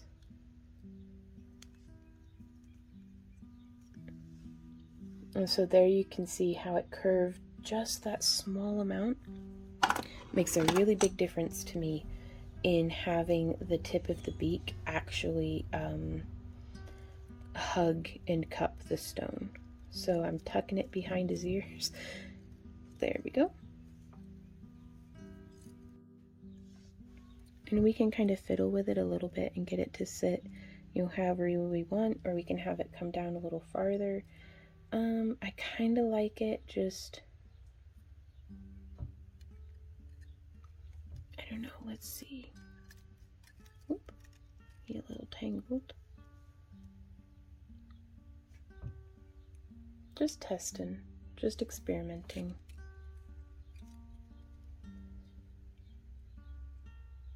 Because y'all, this is also an opportunity. We could have add some coiling onto this and like had some beads along his brow ridge. If you have some beads on hand, they aren't included in the kit, but I think that'd be really cool. So now I'm going to start using my thumb to kind of shape a little bit more of an eyebrow ridge.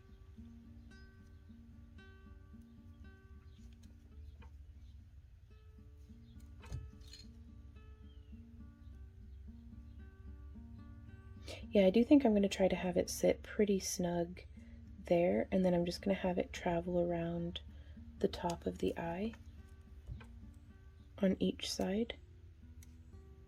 So we're just shaping that. And if you have a ring mandrel or a wooden spoon or something of the sort, we can come through and press, and we can get a little bit better shaping.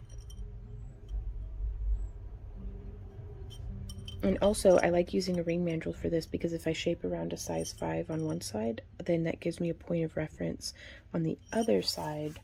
So it lets me know kind of, you know, again, little details to try for some symmetry. Okay.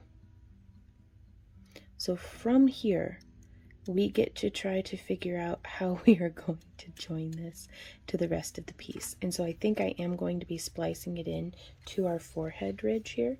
And so I'm going to grab one of our pieces of scrap wire that was left over. This is about 20 inches. And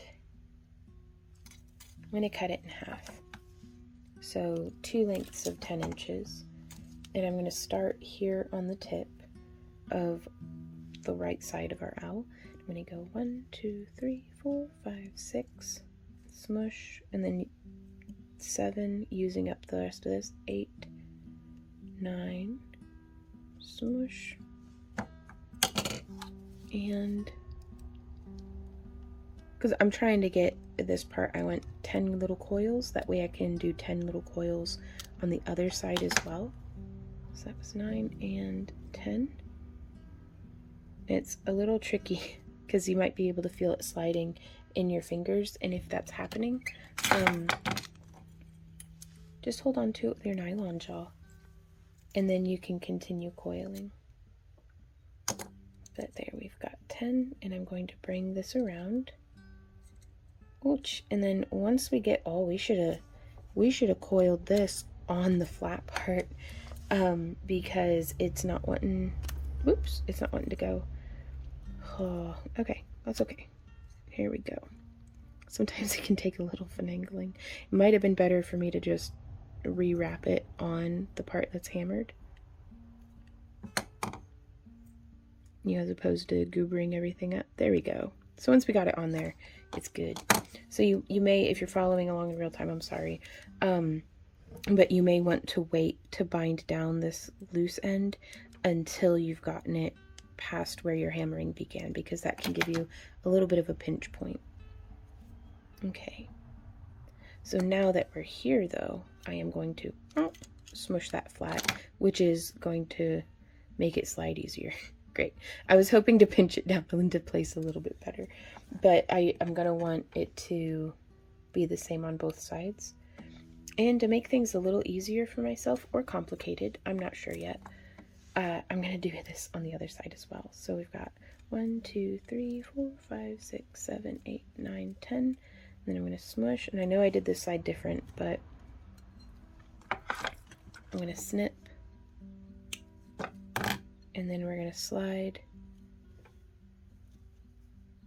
Yep, still having trouble getting it past that bit. So let's see if we smush the whole thing now. Yeah, it just slides. Excellent.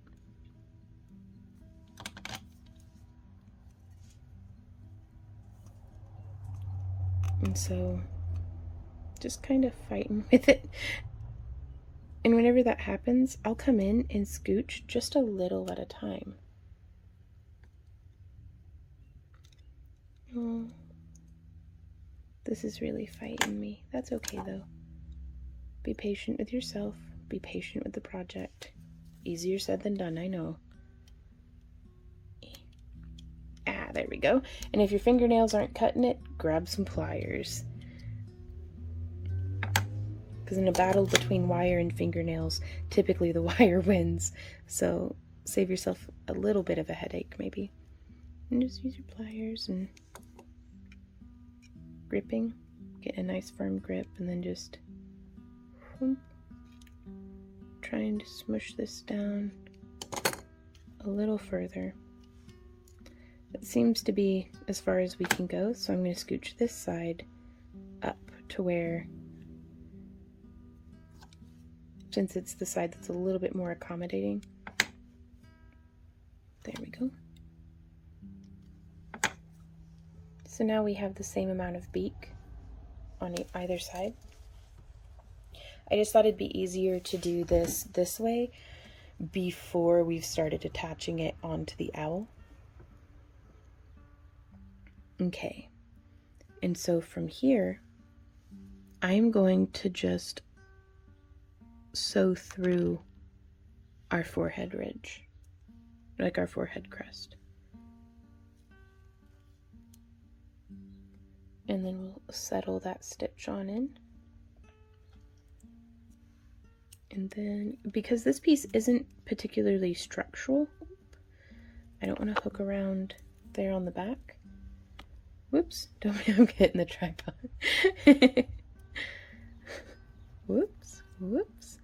Okay, so since this piece isn't structural, it's decorative, I don't mind doing just one little stitch there, and then 1, 2, 3, 4, and 5.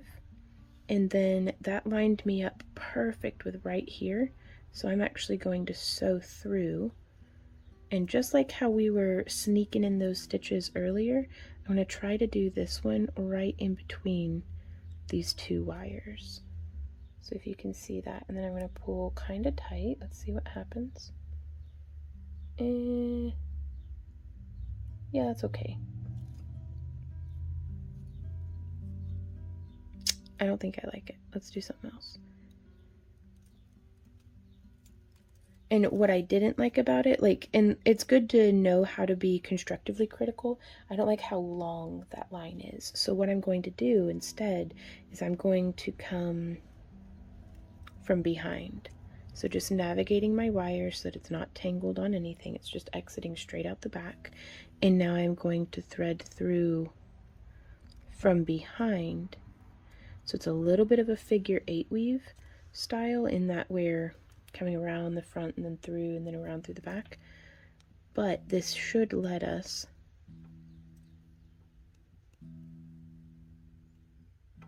now come up from behind and splice in between those two wires. And then I'm going to continue that figure 8 pattern, so we're sneaking back behind that wire and pulling our tension. And let's do, there's 1, 2, 3, 4, and 5. But yeah, see how that kind of snuck it in behind? And I kind of prefer that. But it's all personal preference here. The goal is to just get the stuff stitched together and keep the cab held in and have it kind of look the way that we want. So use your personal taste, because that is correct. And now I'm going to do one more stitch right here. Just kind of sneaking through the eyebrow ridge again. This is a place where I love, love, love my bent nose pliers, because that's going to help us to get into the back of the stone, or the back of the cab. I'm trying to, at least. There we go. And so we can grab it and then pull through. Whereas there would have been no chance of me fitting my fingernails in there and trying to get it sorted. Okay, so again, navigating my weaving wire around the other wires. And I'm going to do, there's 1,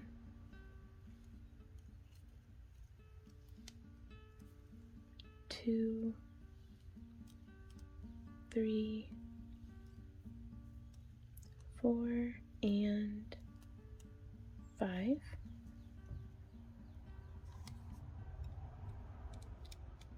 using my bent nose pliers to kind of smush that together. And what I do for that is I'm holding onto the core wire, but not so tight that I can't slide. It's just gliding on either side of it, and that way whenever it catches that coil, it can smush it in place of, you know, my fingernails. And so I am going to have the wire exit towards the back. That way we don't have a little snipped end staring at us. So just getting those pliers, or the wire snips in, and then smush, smush, smush, smush, smush, smush, smush. There we go. And so that's not bad for on the fly. I'm not gonna lie. I'll take it. And now we get to try to do the same thing on the other side. So we're gonna come in, and since I did it over instead of figure 8 here, I am going to have it be over on this side as well. So I'm going to have to sew in from the back. So again, just navigating around all of our other wires so that there's no tangling or anything. And then trying to get it through. Oof, this is going to be tricky. I'd like it to be on the same level, like across. I need to go to the left just one, I think. Nope. Beep. Eep. So, because yeah, I want to travel just right across, and this is a perfect opportunity to use some stinking tools. So we've got our porcupine quill. I'm going to come across, and I'm just going to kind of poke a smidge, just a smidge, right across. And I hope that this works and makes it a little easier for my wire to travel through. I'm going to try to maybe look in from the back, getting my wire nice and needle straight.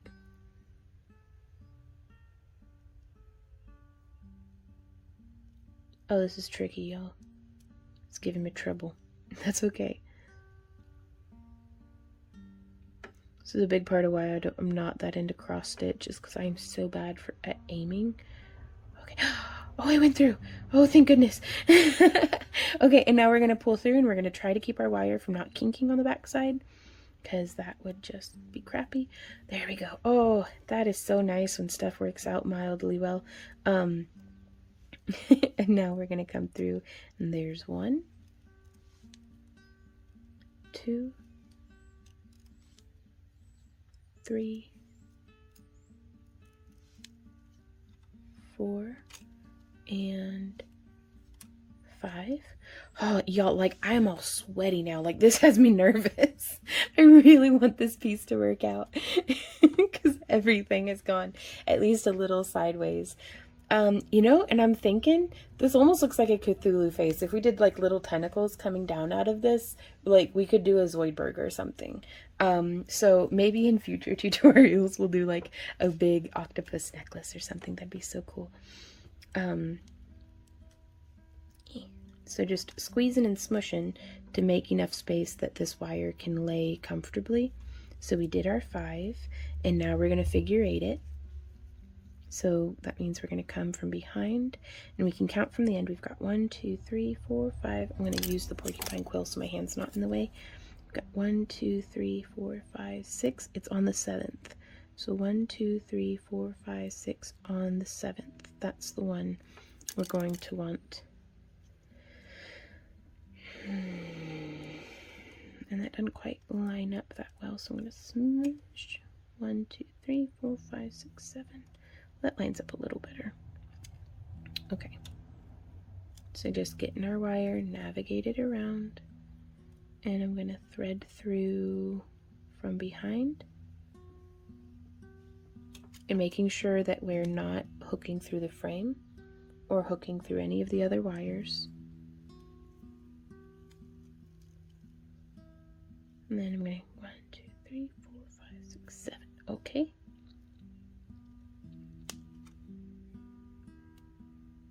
So just trying to get this nestled, oop, there we go, in between those two, and then we're going to pull a little tight. And then I put my thumb on it, not to hide the view from you, but to hold that wire in place That way, whenever we get it grounded, it kind of stays there. So there's our situation. And I'm going to come in, give it a smush just for good measure. I'm going to bend that wire around a little tighter, maintain our tension. So that was 1, 2, dodging all these other wires is slightly crazy making, but we can do it, you guys. 3, 4, 5, and then we get to do another join.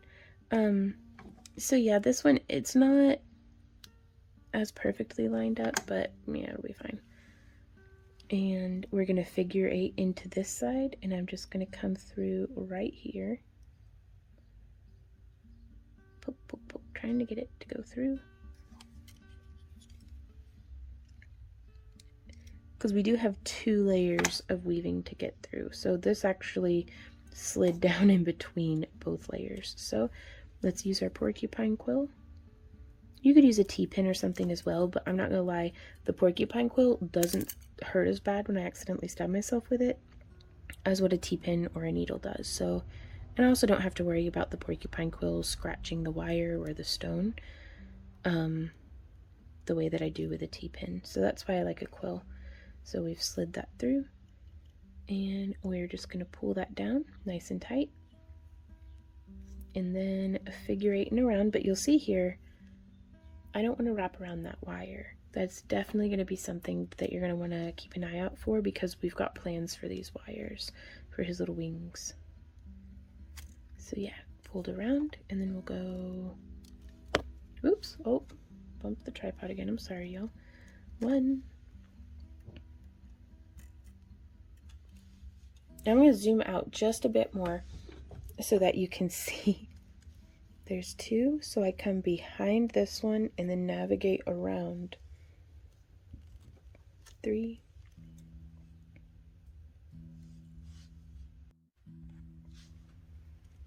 4. If you don't want to do all that, you can just 5. And then I want it to exit towards the back. That way the little snipped end isn't staring at us. So snip and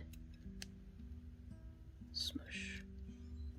Sometimes smushing is a little bit like just going on faith that, yeah, that's smushed. But you can do it. I love his little beak, you guys. Bark, bark. I know it's not a chicken, but I don't, hoot, hoot, I guess. I was like, I don't know what noise an owl makes. But I'm gonna have to make some little chickens too, you guys. I do think it'd be kind of fun. I don't know what we're gonna do with these ones right here just yet. We could bring them. That'd be so cool. Okay, so I'm gonna continue them around.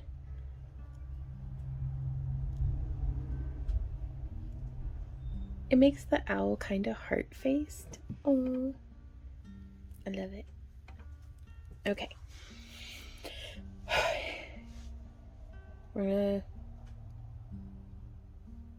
gonna leave these wires here like this because I still don't quite know what I want to do with them yet. And we are going to pull off, how much did I use? 5 to 7 feet of, and that's the measurement I have marked down for the, good lord, I wish I would stop hitting this tripod, y'all. I'm so sorry. If you're using the 26 gauge, like how I thought I was, 5 to 7 feet, I cut off about 8 feet just because I really wanted to give myself enough of the 28 gauge. So whenever you're using a thinner gauge, you may want to go ahead and give yourself more wire to work with, because it's going to take more material to fill in the same amount of space.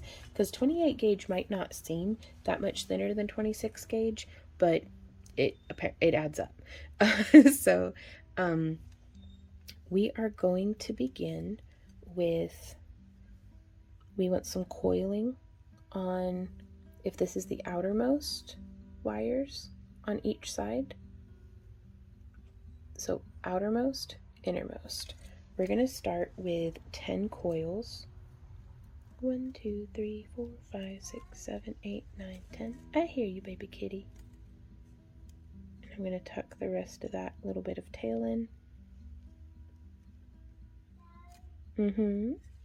I'm right here, honey. Come here. Ember's getting kind of old and she gets lost. You know, and I can't even use that as an excuse. She's done that her whole life. She'll like wake up a cat and be like, Mom, where are you? Okay, so a little over 10 stitches, and then just sliding it all the way down to there.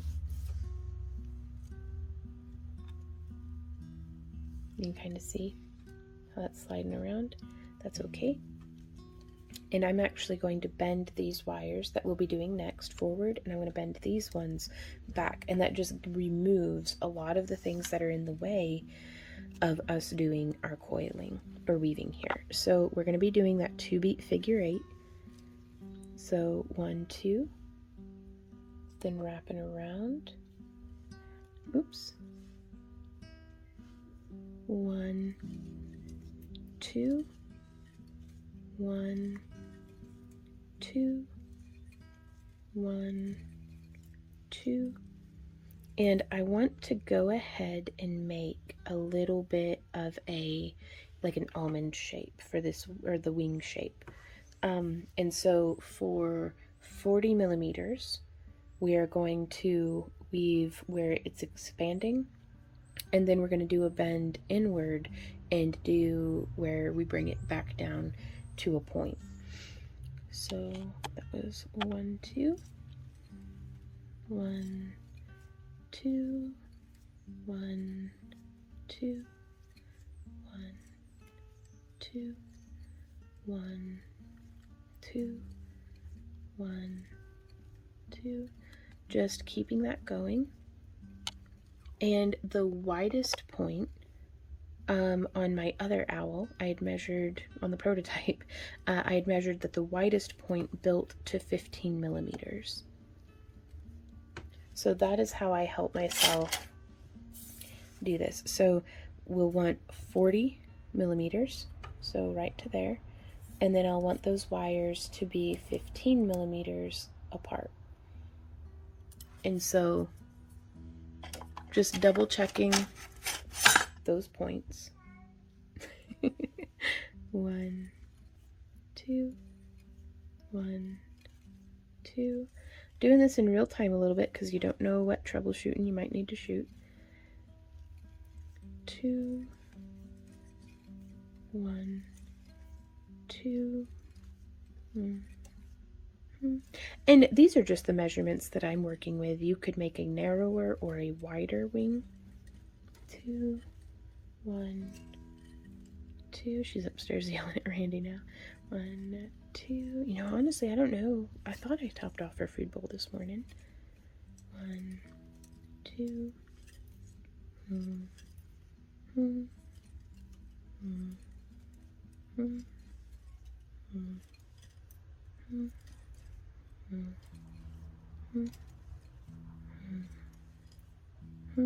And I like to use my finger again to just hold things in place.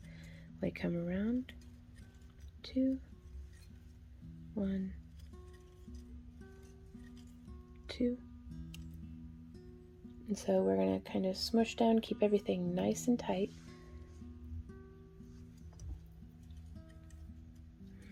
And I'm being a little floppy on our center tension here, but that's because I'm going to want a little bit of slack to be able to shape around that side. So don't feel like you have to be super tight and perfect on your weaving here because it is very forgiving. Okay. We'll likely do the second wing off camera, at least for the bulk of the weaving, because I do know that this is quite a long video, you guys, but I'll let you know from the get-go, this is not a 5-minute crafts channel. I'm here to try to teach you as much and be as helpful as I can, despite myself. I can't believe I was using the wrong gauge of wire. It makes sense why it's not as hard on my hands though, but oof.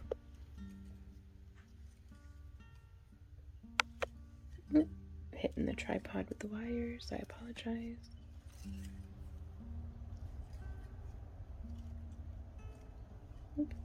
There's 1, 2. Now that one's very floppy, so I try to not have them be that floppy. Let us measure and double check where we're at right now. So we are getting there.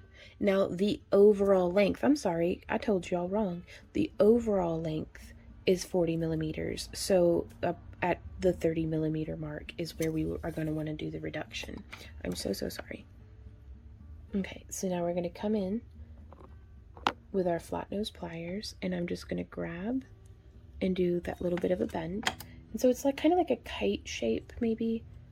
And you could have it be more gradual, but I went with a sharper bend this time, I guess. But now you'll see as we try to weave, that's going to want to slide on us, which is why I like to be in the habit of bracing with a finger on the back, because now we can come across, and then once I've established that tension, I place my finger there, and then we go 1, and then 2. We bring it across, and I bring my second finger in, and I'm holding both of these sides down. So there's 1 and 2, and then coming across. Oops, getting all tangled, getting untangled. There's 1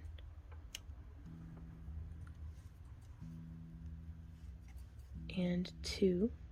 So once I come around and do that bend, I'm no longer putting tension on my wire. I'm trying to brace it and then just do the tension when I tighten, pulling towards me, which pulls all these little coils off to the side down with us. 2, coming across, and there's 1, 2. Doing a reduction on a figure 8 weave is always tricky for me. Like, this has never come easy, and it is still what I would consider just my sloppiest wrapping. But knowing your strengths and weaknesses lets you know what you can breeze through and what you need to really apply yourself to. So just because something's challenging doesn't mean you shouldn't, incorporate it into your pieces. It's just an opportunity to practice.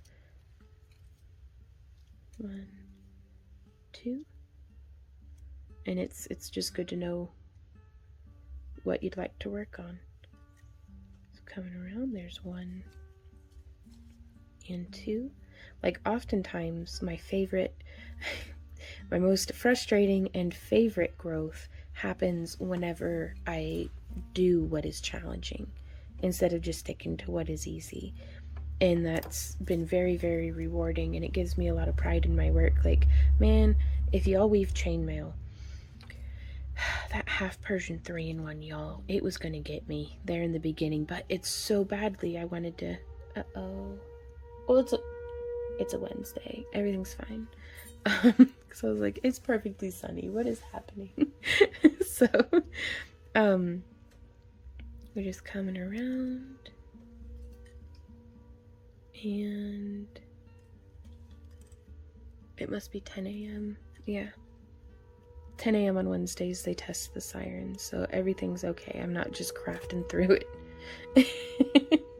I guess I will pause until the sirens are over. Alrighty, so continuing with that 1-2 weave, just bringing it across nice and gentle. 1, 2, coming across. 1, 2, bringing it across. 1,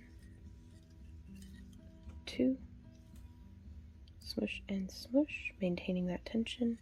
I'd always rather it be crowded than sparse, so I am cramming these down shoulder to shoulder. So there's 1, 2. I really hope that this is helpful to you guys. If you have any questions or anything, go ahead and leave them down in the comments, and I'll try my best to be helpful to y'all.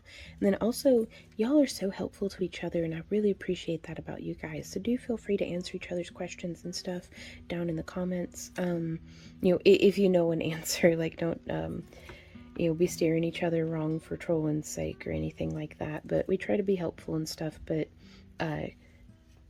you know, getting 9 out of 10 dentists to tell you what they think, getting 9 out of 10 crafters to tell you what they think is pretty handy too. So that one I had kind of accidentally crossed over the previous weave, so I just went ahead and undid it.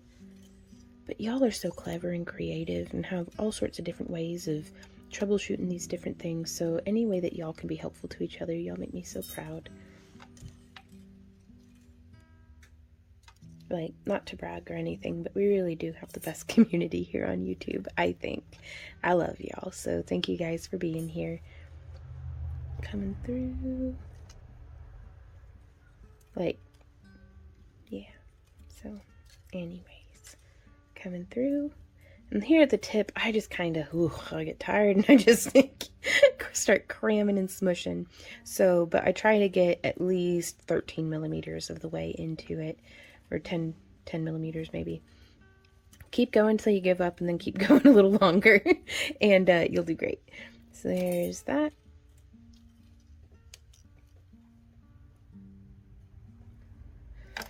Whew. So there is one wing, and oh, I had about 3 feet of wire left, so that's not too bad. How did we finish this on the last one? So that came around. Oh, I just snipped it.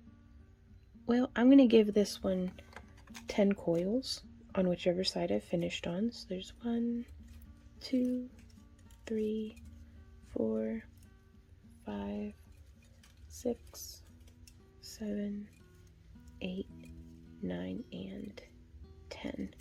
Just to maintain the tension in that wing. Snip and smush. Tightening down that little loose end. And I'm, now that it's bound off, gonna just take those wires and make them be parallel to each other. So now we get to do that same thing here on the other side. And I am going to give myself at least that 5 feet to work with. And so again though, this is quite a bit of scrap wire, so I'm just gonna set this across the back of my desk, and we'll utilize that at the end of the project. So I think 5, I'm gonna do 6 feet, just because I really hate having to splice in new wire. Like, if I can avoid that at all possible, I'd rather have, you know, a foot of scrap to deal with than, you know, have run short. Okay, so we're gonna flip it over. We're gonna do that same thing. We're gonna do our 10 coils. 1, 2, 3, 4, 5, 6, 7, 8, 9, 10, and smush. Bind that little loose end down.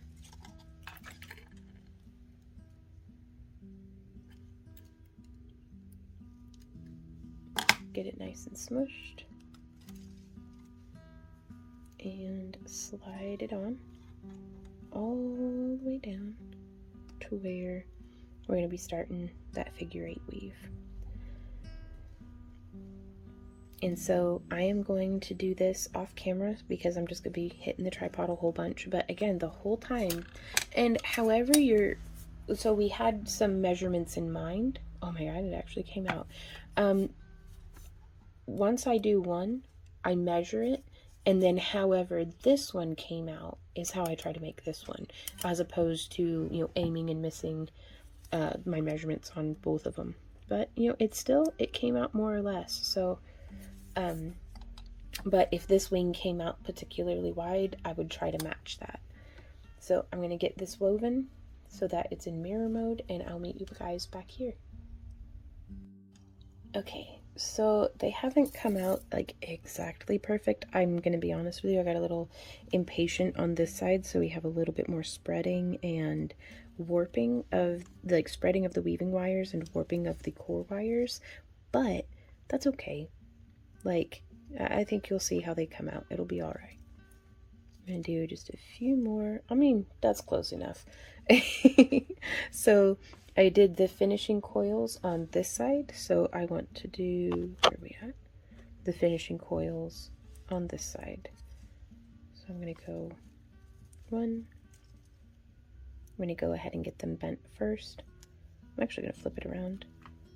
2, 3, 4, 5, 6, 7, 8, 9, and 10. Go ahead and give that a snip and give it a smush. So now we have our little owl wings. And the way that we're going to do this, you can see here, this side wrapped around, and then we bent them off into our little tail feathers. And I also did added in a center wire so that we could do an odd number, because I like that for the fanning of the tail. So, and we'll have an even bigger tail on this one potentially because we have this additional wire added in. So let's go ahead and snip. Let's do 6 inches. That's overkill, but again, I'd always rather have a little bit of extra wire to play with than not enough.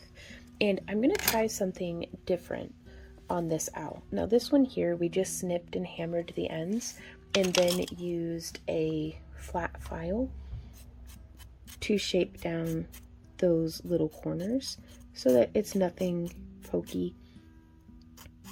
But I want this owl to be, the next owl, this one that we're working on, I'd like it to be a little swirly. I wanted to experiment with something. So we are going to take our round nose pliers and I'm going to make a loop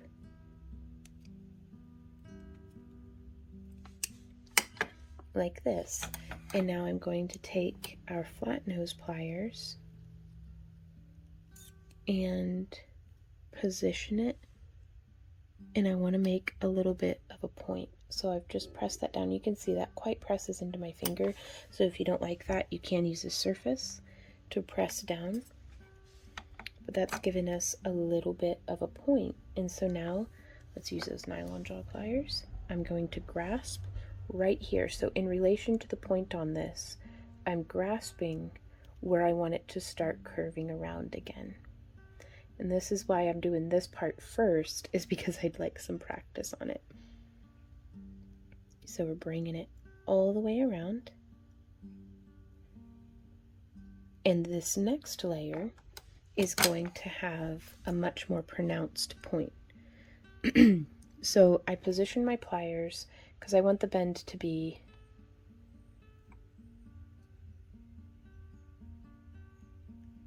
right here. And so I position my pliers so that the bend will be right off to the side of it. And then we're just going to bend that around. And then there we go. And now I'm going to take this. And we could do a bigger one if we wanted, but I think this will be just fine as it is. And now I'm going to take it, and again, I'm a little off center to the side, and that's because I want my bend to be in the center. And then we're going to bend up at a 90 degree, and y'all, this makes a beautiful head pin as well for like earrings and stuff. So we're going to leave it like that, and now let's hammer the heck out of it.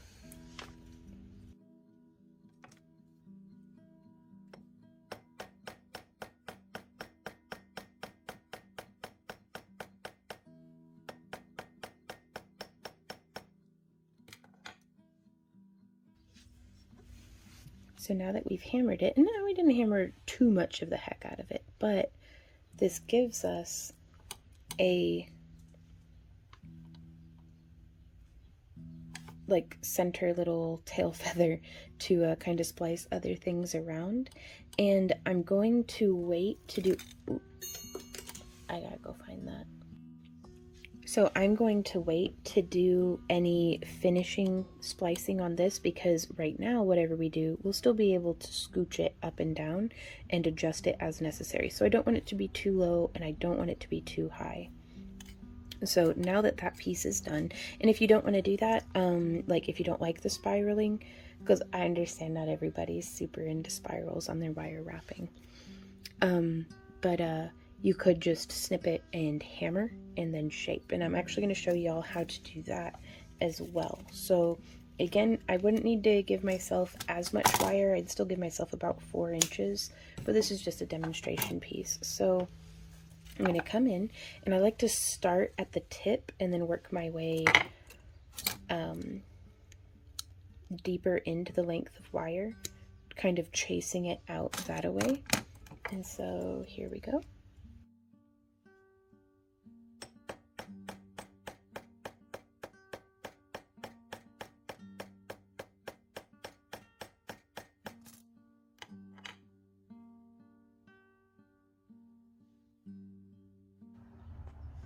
So here you can see it went a little bent, and that's okay. We can just take some plier. I'm going to hold it quite firm with one pair and then straighten it with the other. That way we don't get a twist in it. But yeah, just come in using the full length. There we go. And then to do any filing, this is also something I like to use my pliers, because again, it keeps the wire from twisting around.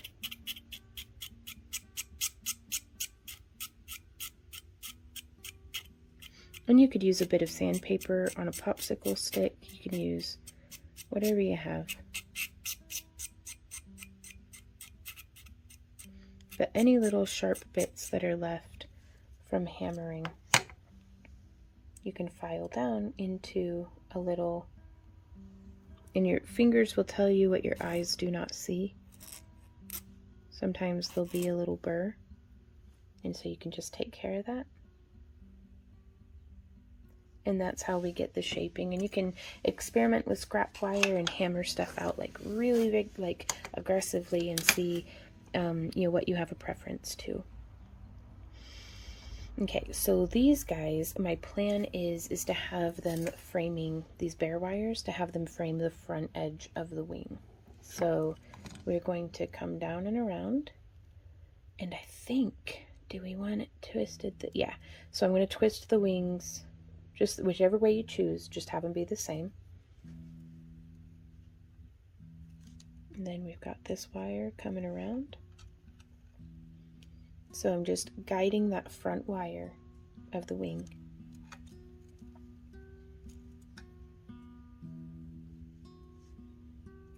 To come in and lay.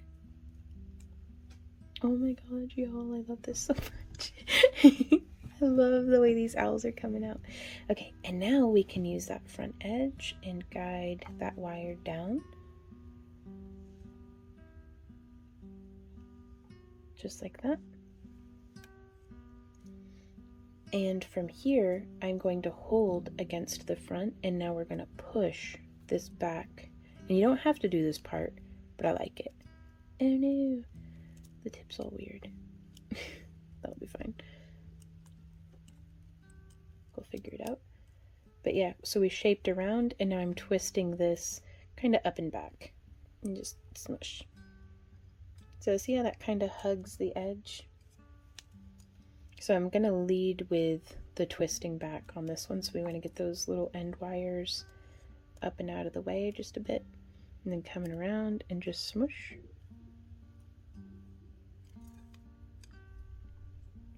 And then twisting up and out of the way. And then we are going to twist it down. And you'll see how this one, they're not quite the same. So we're just gonna swap those sides, smush everything back into place. But I want to keep these wires side by side. And so we're just going to do an itsy bitsy spiral. And this is going to give us the wider set feathers of our tail.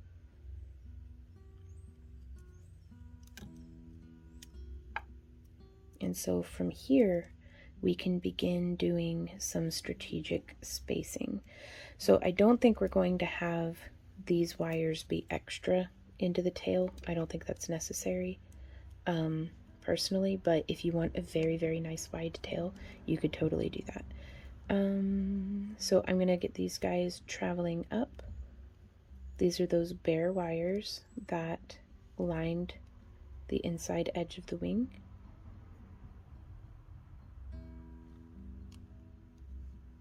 And so just getting them traveling. I like this one. He's very round. I'm digging it.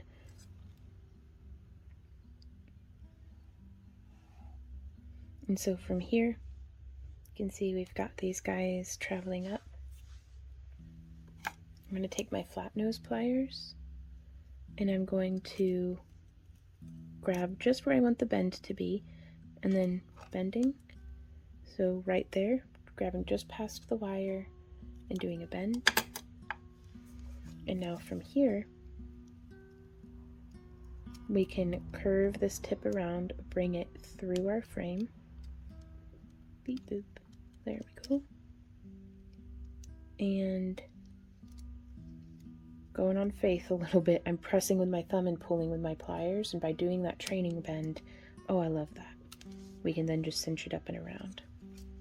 So to do that same thing on the other side, grabbing near the tip, bend, bend.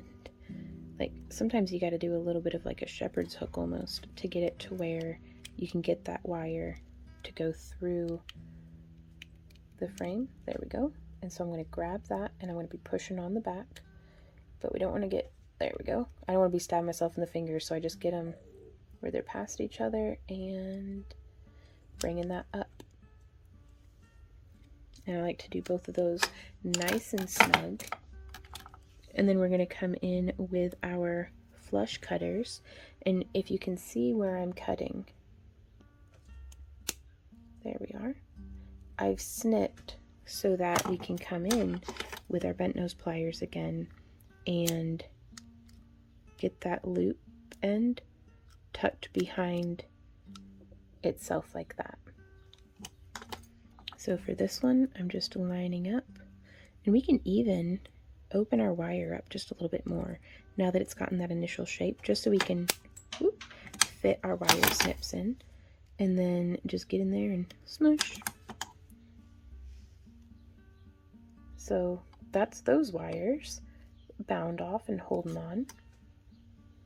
And then I'm going to take a little bit of a break from my hand and then meet you guys back here so we can finish up the tail. Alrighty, y'all, my hands have had a little bit of a break, so now I am going to come back in, and I want to start with the outermost tail feathers. So what I'm going to do here is we are going to start by splaying out these wires to get just a nice distribution of them. Like instead of them all being like this, I want them to be fanned out. And we may need to do, we're going to do a little bit of kind of splicing things together. But again, I want to start with doing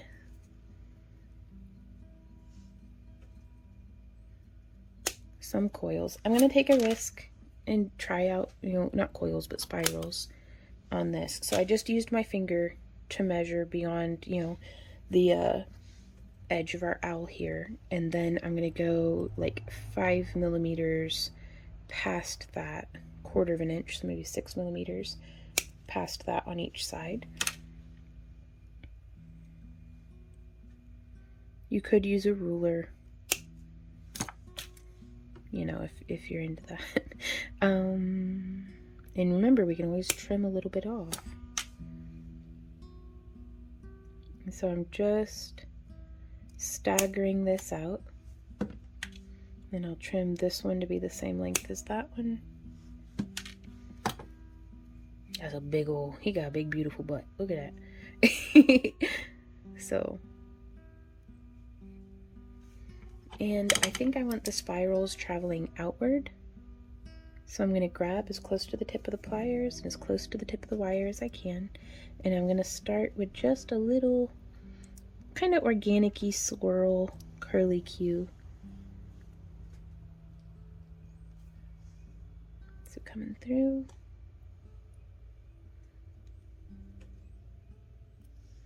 Coming around town. Shaping that, and now we'll come in for the next one.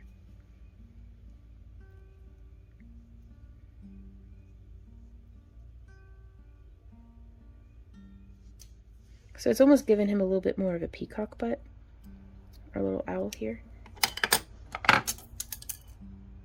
And then we can grab with our pliers and do a little bit of a deeper, like deepen that spiral.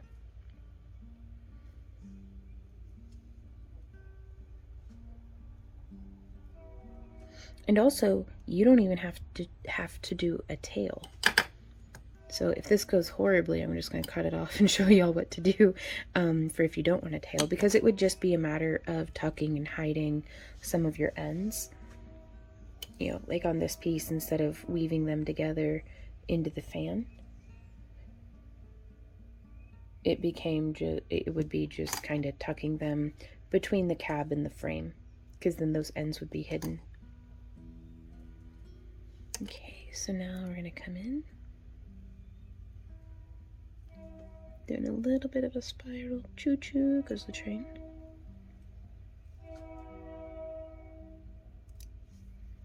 So all of the spirals are ending up being really close to the same size because they're staggering, you know, in length past each other.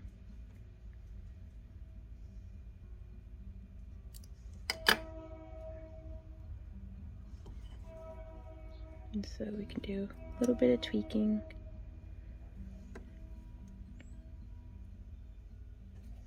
And then coming around.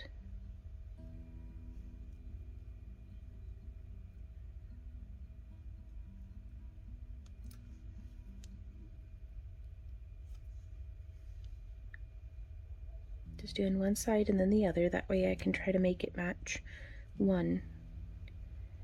You know, if I do one and then try to make the one on the other side, you know, ish, match-ish. Okay, so now from here, we would put our little tail feather, could be there.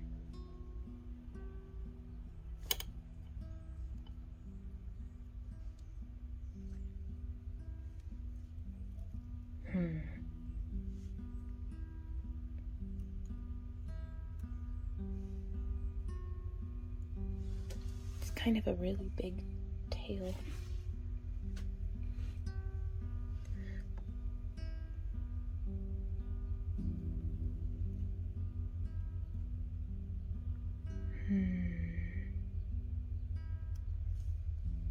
I'm just considering.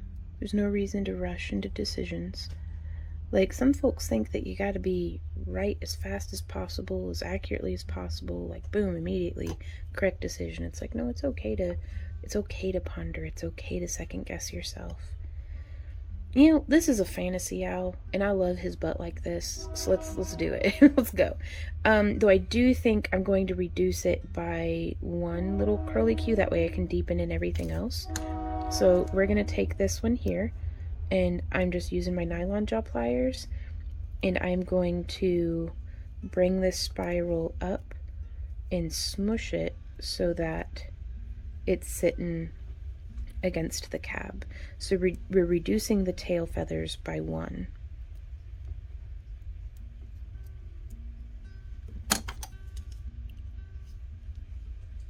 So just bringing that in, and we could even, if you wanted to, tuck it behind the wing just a little, just so it's less likely to snag on something, like if you're wearing a loose knit sweater. And now we can deepen all of these feathers just a little bit more.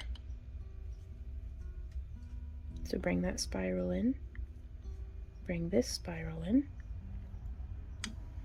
and then we can deepen this one as well, and then deepen this one as well. You know, and with very little modification, you could make this less owl-like and more raven-like, you know, with some design, you know, choices about the beak, but the techniques would remain very similar.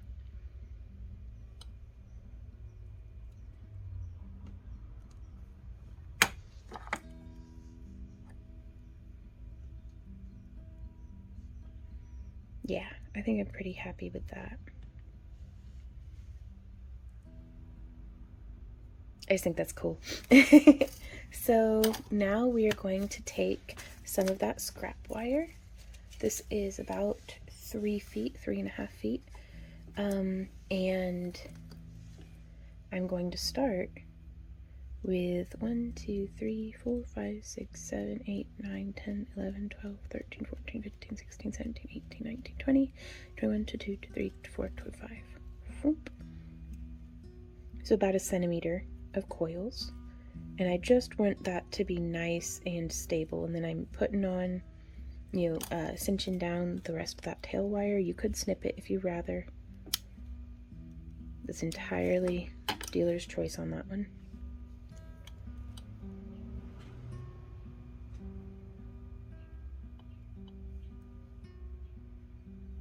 And so from here, I'm placing it and looking at how it's positioned.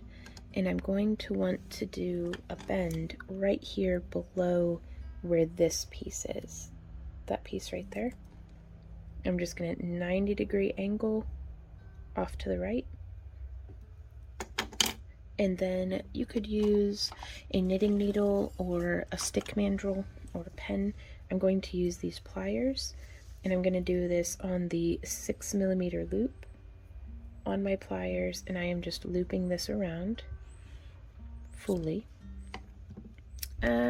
Let's use the 4mm loop, actually. Not a problem. And then we are going to snip. I've made a bit of a mess with my pliers, haven't I? That's okay. We're going to give it a snip so it's just a little closed loop. And before we start piecing things together, I just want to hook that through. Well, I thought that'd be easier than that. Uh-oh. There we go. Hooked it through like it's a little ring. And then we're going to close it. And then we're going to bring that down and just press. That came a little shorter than what I'd wanted, but that's okay.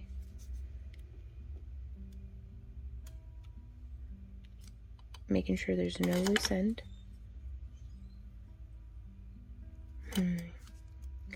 I don't like that right there, so I'm going to open it.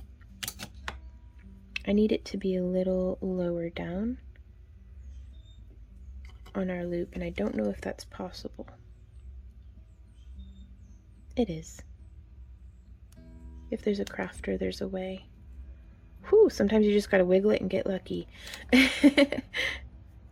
Wire wrapping in a nutshell, y'all. Okay. So we've got that loop through there. And bringing it down. And now we can scooch this up. I want to get to where I can come across and capture those loops on either side. So I'm going to bring that up just a little, make sure there's no pokey bits. And from here, I'm going to just wrap and then come around and wrap and then come around and wrap, and I'm going to squish that down just a little, and we're going to work our way back. So it's around, around,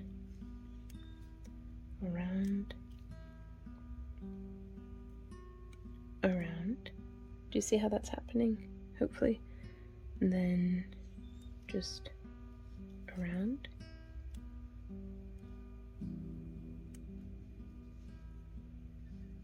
Around. And I'm not worrying about the tension being too perfect right now. I just want to get stuff to be more or less where I feel like it ought to go. So whatever kind of smushing and tucking and primping you need to do, go for it.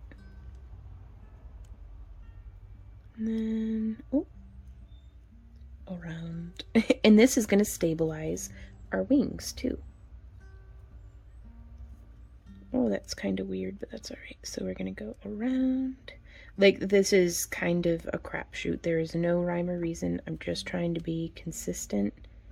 Around one, and then around the next one, and then around, and then around. And now I'm leaving out these side ones, because from here we can kind of just be chill and bring these things together. There we are.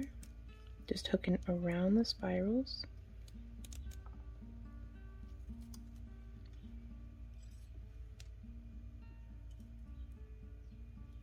Coming through. So it's around, hooking one, and then hooking around the next one, and then hooking around the next one. And I'm just going to stick to these three now for the next little bit. 1, 2, 3.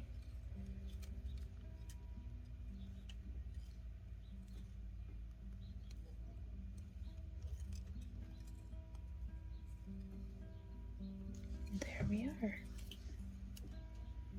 Oh, I love it. It's a little wonky and weird, but I do love it. There we are. That wing wiggles around on me a little bit more than what I would like. So I'm going to finish with 1, 2, 3, 4, and 5.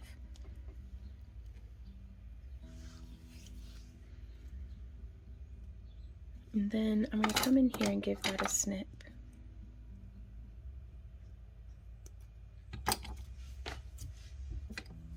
And give it a nice solid little smush.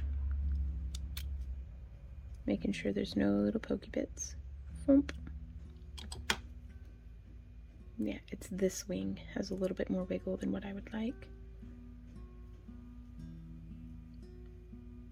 Though it's not really problematic, it's just on the principle of the thing. Like, folks feel a little bit more secure in their jewelry when it's not wiggling around on them. Oh my god, I think that's so cute. This little spirally butt. Now also, part of me loves it and part of me hates it, you guys, I'm not gonna lie. But sometimes it's not, even though I'm the one who made it, it's not for me to decide whether it's perfect or whether it needs work.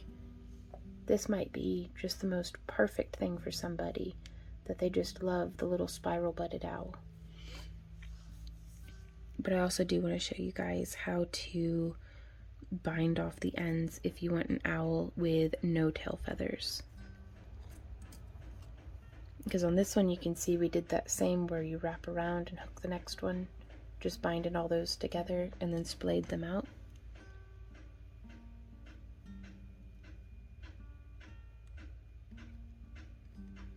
So yeah, I'm gonna let it be what it is.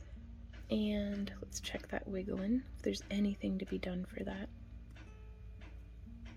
I think it's going to be okay. I'm going to make the executive call to be like, you know, I like it as it is. Let's bring that wire a little tighter onto each of the sides. And then what would have made that tighten up a bit for me is if I had done a little more snug on this coiling here. So I'm going to get in there and I'm going to just cinch it down. Do a little bit of a zigzag, and then I'm going to poke it through with my bent nose pliers to hide it. Yeah, I like that. So there we are with our owl.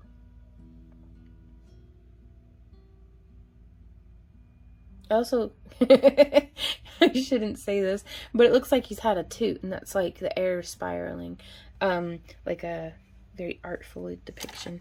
So I kind of like the fan style better. Yeah, okay. I'm going to try to tweak this just a little bit more, just to see what happens. Because, I mean, I like it, but it's just not quite owl vibes to me. So what I'm going to do is I am going to splay out these spirals just a bit.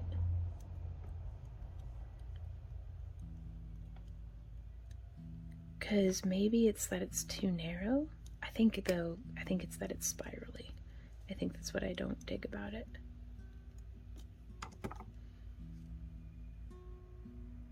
I don't know, maybe that's kind of cool too.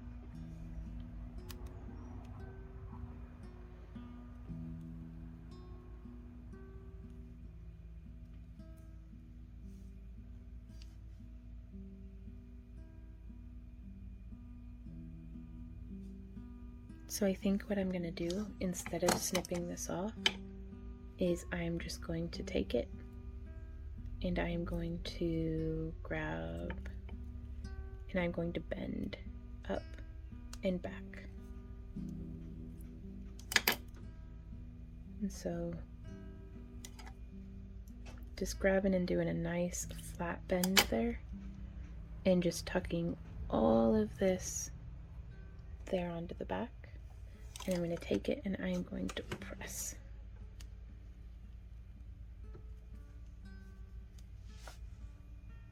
Yeah, I think I like that better. So we still have these cool spirals on the back, you know, it's still doing its thing. But this feels like something that would be easier to wear. And so now for our next step, we will oxidize and polish. Okay, I've got some windows open, so it's a well-ventilated area. Do not eat this stuff, y'all. Not that it smells appetizing or anything, but just don't do it. Don't put it in your eyeballs, don't heavy breathe it. I've got 2 pints, or 2 pint jars, not necessarily completely full. They've got about 2 inches of head space, and I'm putting in just a glob. And I have a metal or a glass stir rod, but you could use whatever you like. I just make sure that I don't use anything that I'm going to be using on food again if it's porous. So we've mixed our liver of sulfur gel, which this is not included in the kit, but if you want to oxidize, or this one has not been oxidized, it has just aged with time. So we have our liver of sulfur. We have here, I have baking soda in water, and this is going to neutralize the liver of sulfur solution so we can kind of, you know, stop it in its tracks. And then I've got some copper tongs here that we can use to take things out, but I'm going to go ahead and drop both of these in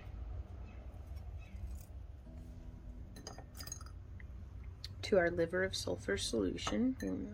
There we go, no splashing. And I do have a little cloth here, and we're going to be doing our polishing with this steel bristle brush, and then a little polishing cloth that is included if you're one of our $40 or $50 subscribers. For those really big kits that, you know, we did the tour at the beginning, I've decided I do have these in stock now, so I'm going to put these in each of y'all's order. But yeah, just using a little Pyrex glass rod, cleaning it off. And you can, the longer you leave your copper pieces in your liver of sulfur gel, in your solution, the more oxidized it's going to be. So we're just going to leave that in there. Let's get a nice look from the side. So it's been about 2 minutes, and you can see now that's how they're looking there on the inside. And let's stir a little more.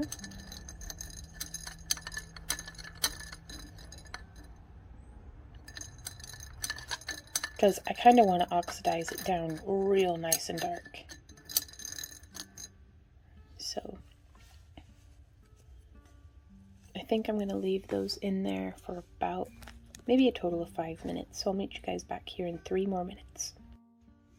So if you don't want to have to wait as long, you could use a stronger solution. And now I've made my tongs just a little bit wider so that I can actually grab the pieces. Oh goodness. There we go. There's a different chemical on these tongs, and I think it just got my liver of sulfur solution dirty. So we have put that into the baking soda. We're going to stir that up. I let this sit on my porch for a couple of days to kind of neutralize out, or I'll dump the baking soda water into it, and then I dump it onto my compost. So I'm going to clear this out of the way, because it smells like farts, you guys. So there is that, and I'm just stirring these in the baking soda solution. And, oh, having a hard time grabbing them, but there we go. And now I'm going to set that there. Now, usually, just to be very efficient with it, I do like to do as many pieces at once as I can. That way, you know, the liquid, the gel is so nice, but it is nice to, you know, use the most out of each product. So, I'm going to come in here, and we're going to dry these off just a little. You could rinse them in the sink, but I didn't feel like taking y'all into my kitchen just now. And we're gonna go through, and I like to go against the grain, and there's so many different ways, y'all, that you guys can polish your pieces. Like, we could use steel wool, we could use little polishing discs on a Dremel. Let's see if maybe we can get in here a little closer. There we go. But I just want to polish it up, because you can get these brushes at like a hardware section at any store just about.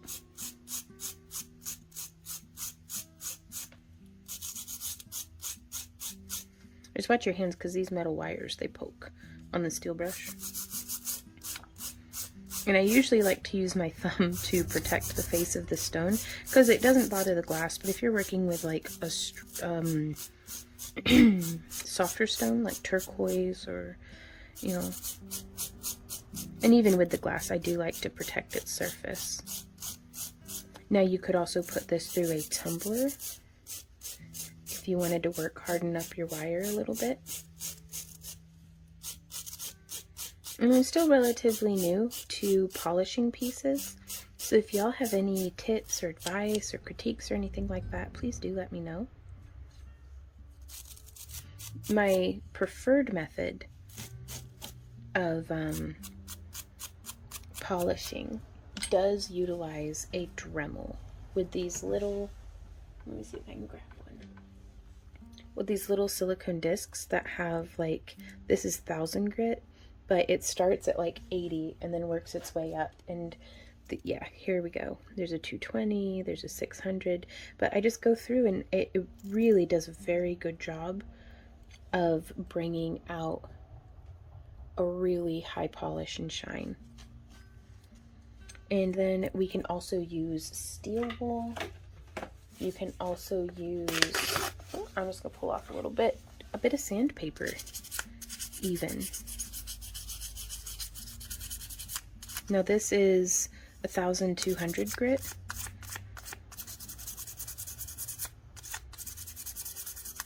So it's going to give us a little bit of a matte effect, but it is going to bring out those highlights. And I especially like using sandpaper on spirals.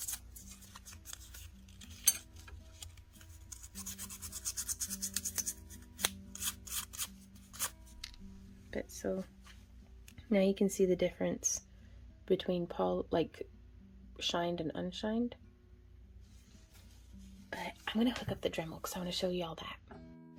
Alrighty guys, so I got my Dremel set up, and I will have these discs linked down below, and I just have the Dremel here in my clamp, and we're going to be turning this on, so loud noises, but I'm just going to show one layer.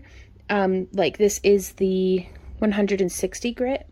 And so I wanted to show you guys just what one go over with these discs does. But you could go through the full gradient and get it up to a high polish shine. So loud noises.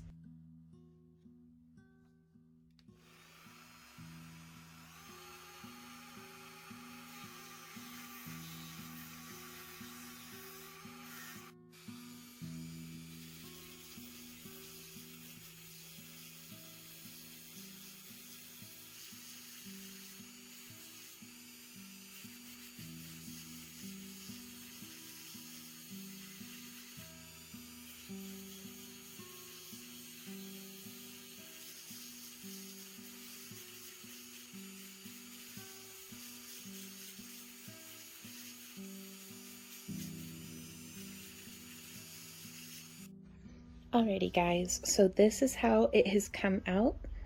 You can see we got all those high points, and this is how it looked with just the steel brush. So with the same materials but different polishing techniques, you can get different tones and results, which I think is just super cool.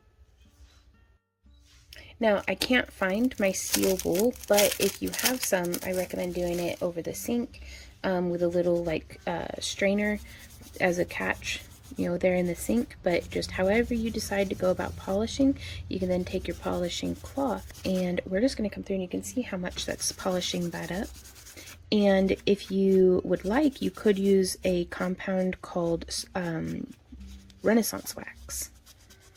And that makes a really great protective like seal from, you know, tarnishing and oxidizing, and it won't like turn green. It like repels moisture and stuff. But you can see we got a little bit of bending going on a few of these wires up top, so you can just kind of put those back into place. But this is how our little owl turned out, you guys, and I think I love them. Okay, so if you want to string this up on like a beaded necklace or something, or if you just want to string it up onto a chain or cord, it kind of proceeds the same. So what I'm going to do, and normally I'd have a recommendation on where to purchase chain teal, but I'm currently in between manufacturers, so I am back out on the shopping scene looking for chain manufacturers that make a high quality enameled iron chain, because that way it's very, very affordable. But for folks who have metal allergies and you know, don't want the copper turning their neck green, you can kind of see here, just poop, how that goes through. But yeah, I like using enameled iron because it looks just like oxidized copper, but it's not going to turn my neck green, which I'm totally into that. So that's just where I would string through for my bail. And I'm right-handed when I'm putting on my necklaces, so I'm going to thread it so that the chain has the clasp on the other end. But yeah, whether it's incorporating it into a macrame or a beaded necklace, or, you know, beading cable, just whatever you're using, I'm going to put those pieces together, and it just sits just like that. And also, if you wanted, like, I love how this looks as like a little alien face, so we could totally do some little like squiggly you know, wires like coming down like a little Zoidberg or Cthulhu, and in which case we would just string the chain through here, right where we did that fold. You can see where the porcupine quill is traveling through. That is where I would do the chain for if we wanted to hang it upside down and have like a creepy little alien face. So this is this month's craft along project. This is it in the 28 gauge, whereas we sent out the 26 gauge, but you can see very similar results. You know, just a little bit different in the thickness of the wire. I'm so sorry, I grabbed the wrong spool thinking that it was the correct gauge, but yeah, so 18 and 26 and 18 and 28 gauge. 26 is what we sent out in the kit, but this just goes to prove you could make this with all sorts of stuff. And if I were splicing in wire from the rest of my collection, I may have gone with a 16 gauge for this wire, just so that we had a little bit more spread for hammering, just because I really, really like that addition there. And you can always go with or without a tail. If y'all have any questions, comments, or ideas, please leave those down below. If you follow along with our video and would like to be featured in this video, or like the craft along video next month, be sure to send us an email to backtoearthcreations@yahoo.com. And speaking of those features, check out all of these really awesome submissions that were sent to us of y'all's artwork. So be sure to include the name that you would like featured on your you know, if you have like a business name or something that you'd like to promote, be sure to give that info. But, you know, like, be sure to check all of these folks out. Their work is amazing. Y'all make me so, so proud as a teacher.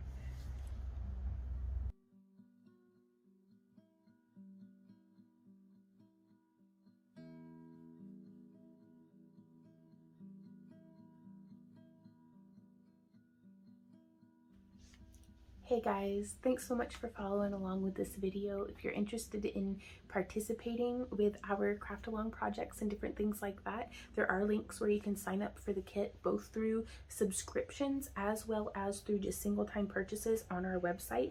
But all the links to everything will be down in the video description below. If you have any questions, just holler at us and we'll try our best to be helpful to you. But y'all, I'm not gonna lie, this project gave me so much frustration. Like, I could not find my steel wool, I could not find my Dremel. There was so it's fine. And then I was using the wrong gauge of wire, but through it all, we prevailed. We made a little hooter, a little owl, and their friends. So there's definitely, depending on your own styles and what size stone you decided to use with it, there's so many different possibilities for variation here. So thank you guys so much for being here and for being you, and I will see y'all next time. So until then, happy crafting. Mwah. Bye.